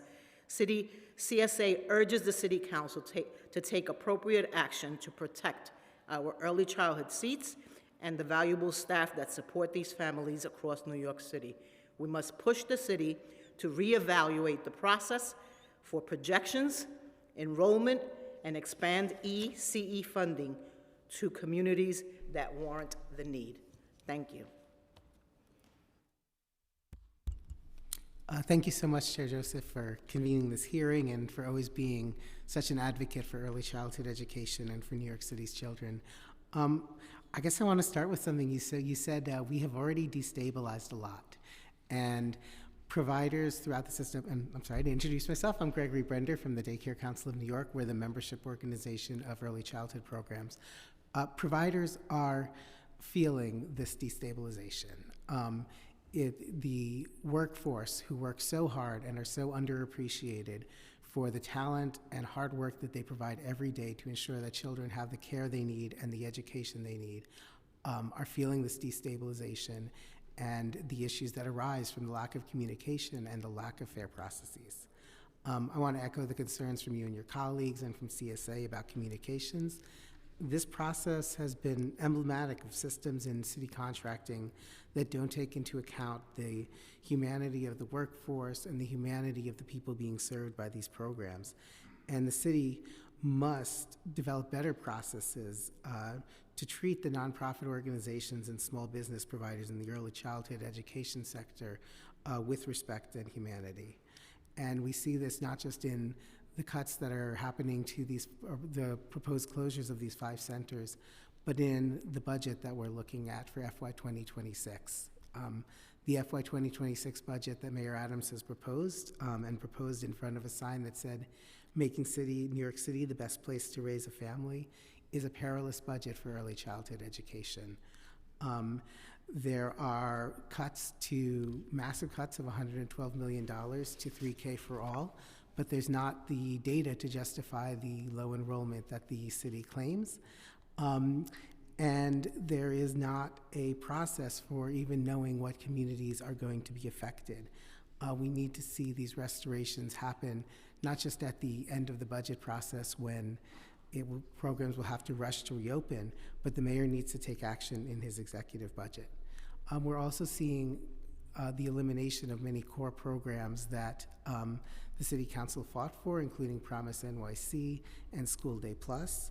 And we know that the city really must work, since they are citing under enrollment, to close long-standing community-based organizations in high-needs communities. They need to improve their enrollment procedures. In our written testimony, we have some longer recommendations on how to improve enrollment procedures, but I just want to emphasize that the city controls enrollment, so when providers are blamed for under-enrollment, when providers are threatened with closure for under-enrollment, it's not always a process that they can control. Families may be coming to them and saying, we have families, we want to be in your center, and they are not getting through the system in the right way to be in the centers that they know meet the needs of their families. So thank you so much for hosting this hearing and for the urgent work we have ahead of us as a city to ensure that not only can we provide early childhood education, but that we can support the organizations and the workforce who make early childhood education possible.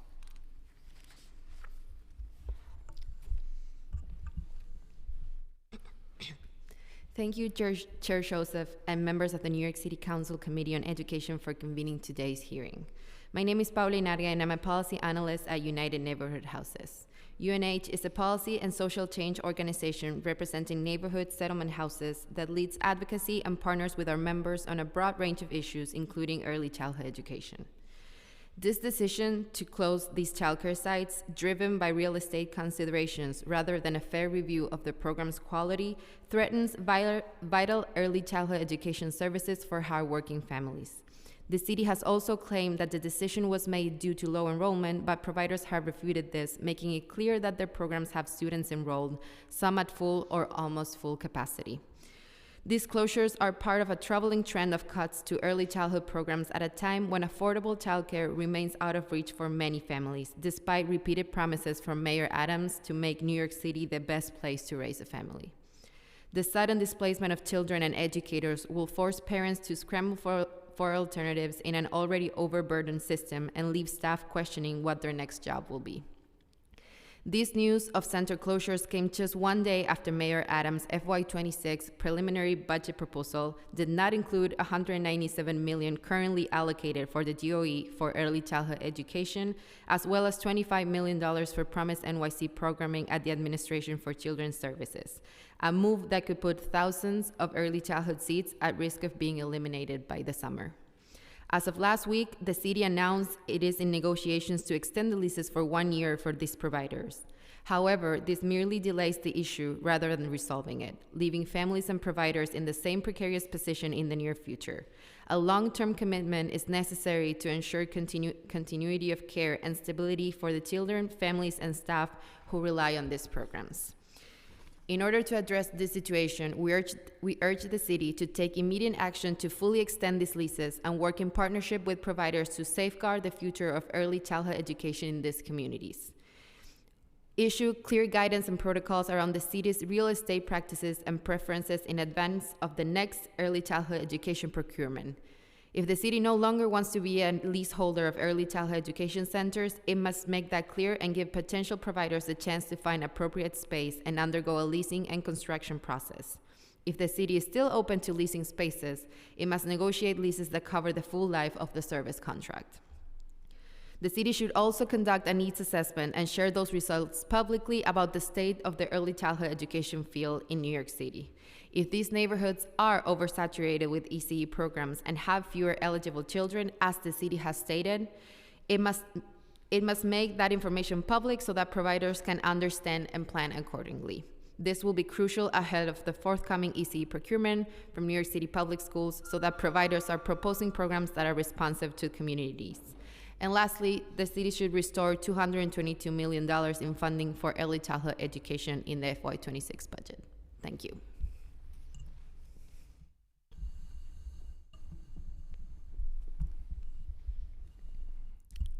Hello, my name is Sharon Brown.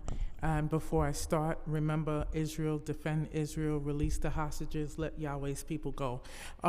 I worked in early childhood care for a little while. I've been in many different industries. The city is not renewing some of them, and they may have a reason why they do not. When I was working in the fields, I didn't see the things that the children were learning during that time was beneficial to them. We're going to be instituting the Bible back in schools and different things like that, and we want it back in the early child care forum also. Prayer and different things like that in Bible, Judaism, and Christianity.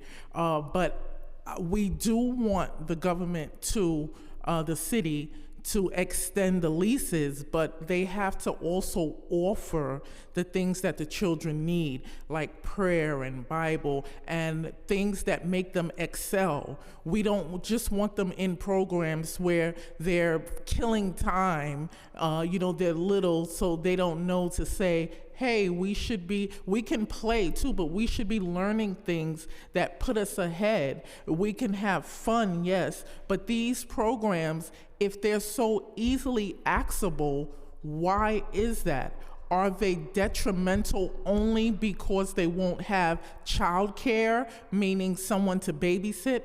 They can find reputable people to babysit. What is so special about these programs, these childcare programs, that the city has to have it?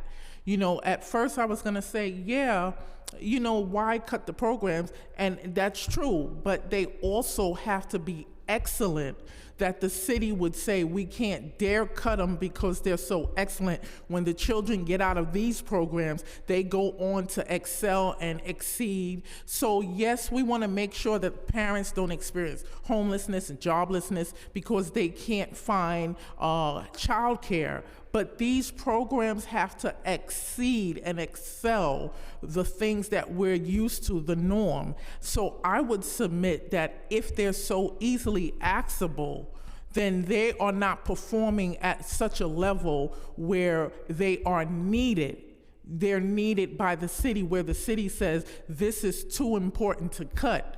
Or they say there's trillions of them out there and they can just find some other ones. Like they can go down the block to the other child care center. Like if they're all the same and they don't have something special about them to make them stand out. So at this point, whoever is representing it should go back into their programs and make them excel. Thank you. Thank you. Mabel, how many these ED executive directors do you have now, and how many do you need? Turn on your mic. We have 160 early childhood directors currently. I don't have the number for how many we need, but we can get that for you. Okay, is there I know you mentioned a pay parity issue with? Yes, that's under negotiation. Okay, thank you. Mr. Bender, there was something I wanted to ask you. You wanted us to restore funding for $222 million. So yeah, that's based on a bunch of different, that's the cuts to pre-K, School Day Plus, Promise NYC, and the restoration of the stimulus funds from preschool special education. Of course. And we're looking for it.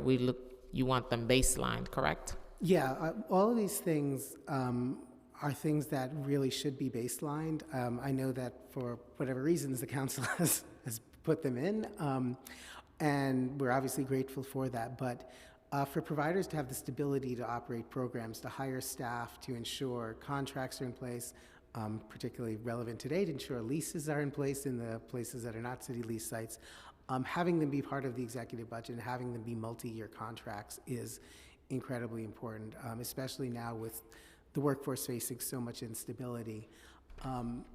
Even when there are situations where, it's the quote-unquote budget dance and we think things are going to be restored, it's an incredible morale problem and respect problem when staff has to be quasi-laid off and then rehired at the last minute due to the sort of vagaries of the city budget process. So that's why it is so important to see baselining of these of early childhood funding, particularly given the level of infrastructure. These aren't programs that just pop up, right? These are child care centers are complex, highly licensed, highly regulated programs. So baselining is incredibly important. And they go through a rigorous process in order to open, right? It is a very rigorous process, and understandably, it's the health and safety of New York City's children, but it is an incredibly rigorous process involving multiple city agencies, the health department, the fire department, if they're a DOE contractor, if they're NYCPS contractors through NYCPS. So there's a lot of agencies involved and often a lot of different people involved, not just the staff who are permanently running the center, but there may be consultants and architects and other folks involved in ensuring space is ready, and then ensuring that staff is in place, because as you know, the process of clearing people through background checks is not quick or simple either. So when programs open, you need to be fully staffed at every level, directors, support staff, teachers, and you want to ensure that they have the time to do that in place, and they can't necessarily do that, popping up after sort of having to close and then reopen in a very short amount of time. And we talked about oversaturation in certain neighborhoods. How can we address that? So providers really know what's happening in their neighborhoods, and I think giving them the flexibility. So allowing them opportunities to propose changes in age and modality. I think the School Day Plus model that's been piloted in the Through the last council. Through the council, yes, is a great example, because what we've seen is some neighborhoods, they don't necessarily have the demographics to support the extended day, extended year programs because of the income requirements attached to it. But their parents are primarily working parents, and I think we're seeing this particularly in some neighborhoods where you have a lot of people who say commute into Manhattan, but you're further out in Brooklyn, Queens, or Bronx, or Staten Island, and they need a longer day simply because they're working parents. And so allowing providers this flexibility, allowing them to shape their programs based on how they're discovering community need, and recognizing that, yes, community needs changes, but we need to continue to stabilize the small businesses and nonprofit organizations that are providing early childhood, even as you may see demographic changes as neighborhoods experience temporary or even permanent influxes and outfluxes.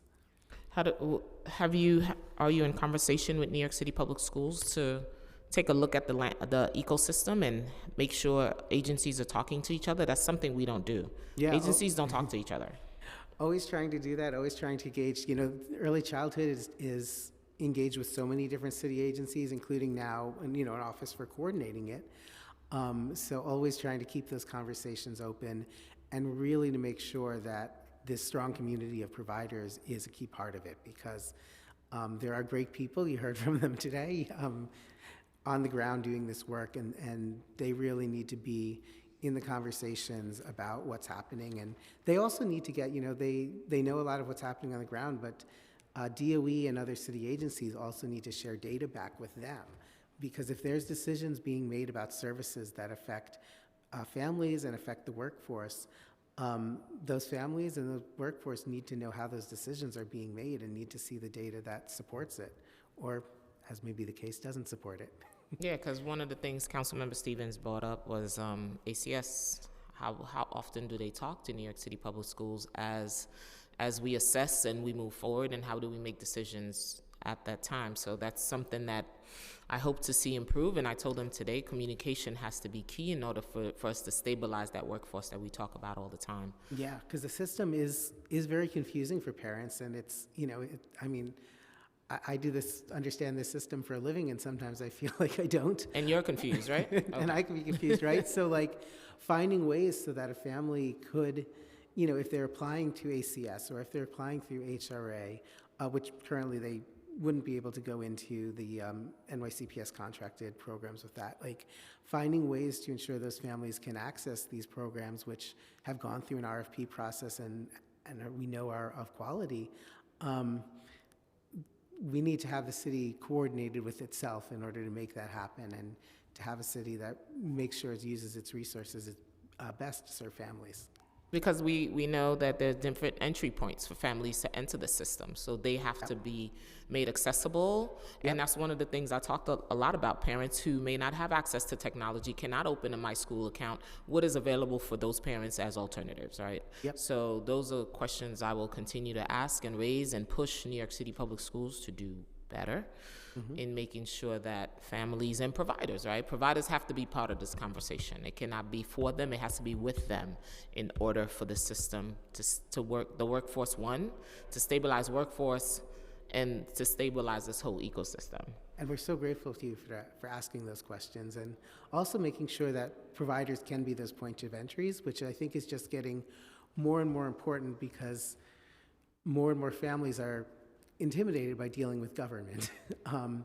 And so dealing with a trusted community-based organization can often be the most effective point of entry. So making sure they're empowered to bring families in who want to come into the center, I think, is a really important change we can make.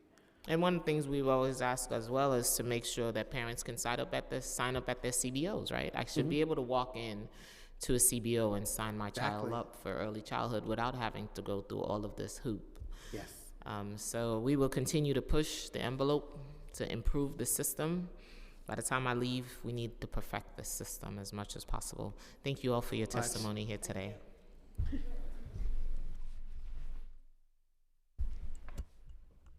Thank you so much to our in-person panelists. If there's anyone else who wishes to testify in the room, please see the Sergeant at Arms in the back, fill out a witness slip. We will now turn to virtual testimony for virtual panelists. Once your name is called, a member of our staff will unmute you, and the Sergeant at Arms will set the timer and give you the go-ahead to begin. Please wait for the Sergeant of Arms to announce that you may begin before delivering your testimony. First panelist, Robert Ramos, followed by Diana Diaz, and you may begin.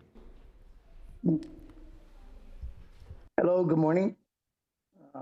Good morning to Chair Joseph and the fellow Education Committee members. My name is Robert Ramos. I am president of Local 205 of DC 37, representing 2,700 daycare workers throughout the city and about 350 centers also.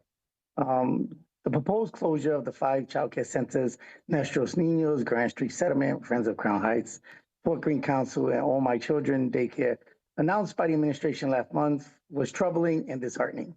Workers, directors, along with families, elected officials, and union leaders took to the streets to rally in support of these childcare centers and the need for them in working class communities. We have had constant issues dealing with the Department of Education, DOE, and the city to ensure timely payments, which have been mentioned many times today. This has been an ongoing battle for year after year with the DOE, shortchanging our daycare centers, causing centers to close, causing daycare workers to not get paid for months at a time. We even heard today of stories of one of the directors and many directors taking out bridge loans, or even coming sometimes out of their own pocket to continue their operations until the city comes through with the payments that they are required. These centers are crucial lifelines to working families by providing safe spaces for children to learn and to play. And I like to emphasize learn. These centers are not daycare centers where people are just watching children. We are professionals, we have degrees, masters, and we are here to teach children, not just watch them play and make sure they're okay. That's also what we have to do. But we are here to teach them. And we know that children in daycare centers achieve much more when they're in first, second, third grade than children that don't go to daycare centers. For years, the DOE has been trying to close childcare centers that are under-enrolled. Yet the city is the cause of the under-enrollment. Many times they redirect children to public school classrooms. You have families that want to go to certain centers and the DOE will tell them, well, that school is closer or that school has spaces. You should go there. And families sometimes do that. That takes away children from us, resulting in us having the vacant spaces that then they want to penalize us for. Furthermore, DOE has closed the enrollment portals for these centers that they're trying to close, leaving parents with no other alternative. Now, I'm happy to hear that they are kind of reopening them again. And most recently, the city was trying to close these 5 centers, not for the under-enrollment, as they say, but because of leases. And these centers have been serving the community for decades and thousands of children for years. These centers are still owed money, yet the city wants to close them because of leases to save money. We were happy to learn that there's a temporary reprieve. Thank you for your testimony. Time has expired. Thank you. No, he can continue. Go ahead. Okay. We're happy to learn that there was a temporary reprieve, but we need a long-term solution and not just a Band-Aid fix, as was mentioned earlier. These workers and families deserve more from the city. The city needs to fulfill its commitments to working families by providing safe and affordable childcare centers. We'd like to thank Public Advocate Damani Williams, Borough President Antonio Reynoso, and the various state and city elected officials who are coming out and rallying in support of my members and the families who use these childcare centers. Enough is enough. The city needs to open the enrollment portals and let parents sign up for these centers. And as I said in a press release for the last rally, the dedication of my members in providing services to our city's children while foregoing the security of their next paycheck is a testament to their professionalism and commitment. But it also exposes the DOE's irresponsibility in not providing proper, timely payments and pay them on time. Thank you to Chair Joseph, who has been an early child care champion, and for holding this crucial hearing. And I will take any questions you may have. Thank you so much. No questions, but thank you so much for your testimony.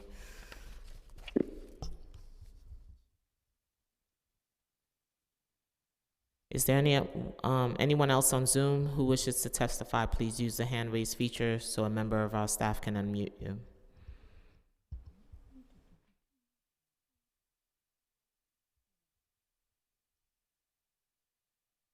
No hands. When I came into this position in 2022, I found that early childhood was an unstable workforce. This is our 4th hearing on early childhood, whether it was around payment, delayed payment, now it's on closures. So I will continue as the chair to work with New York City Public Schools to come up with a solution. This cannot be a reoccurring situation for our providers, our families. This destabilizes our workforce, our families in New York City. So thank you all who testified today, and we will continue to work with providers. Thank you.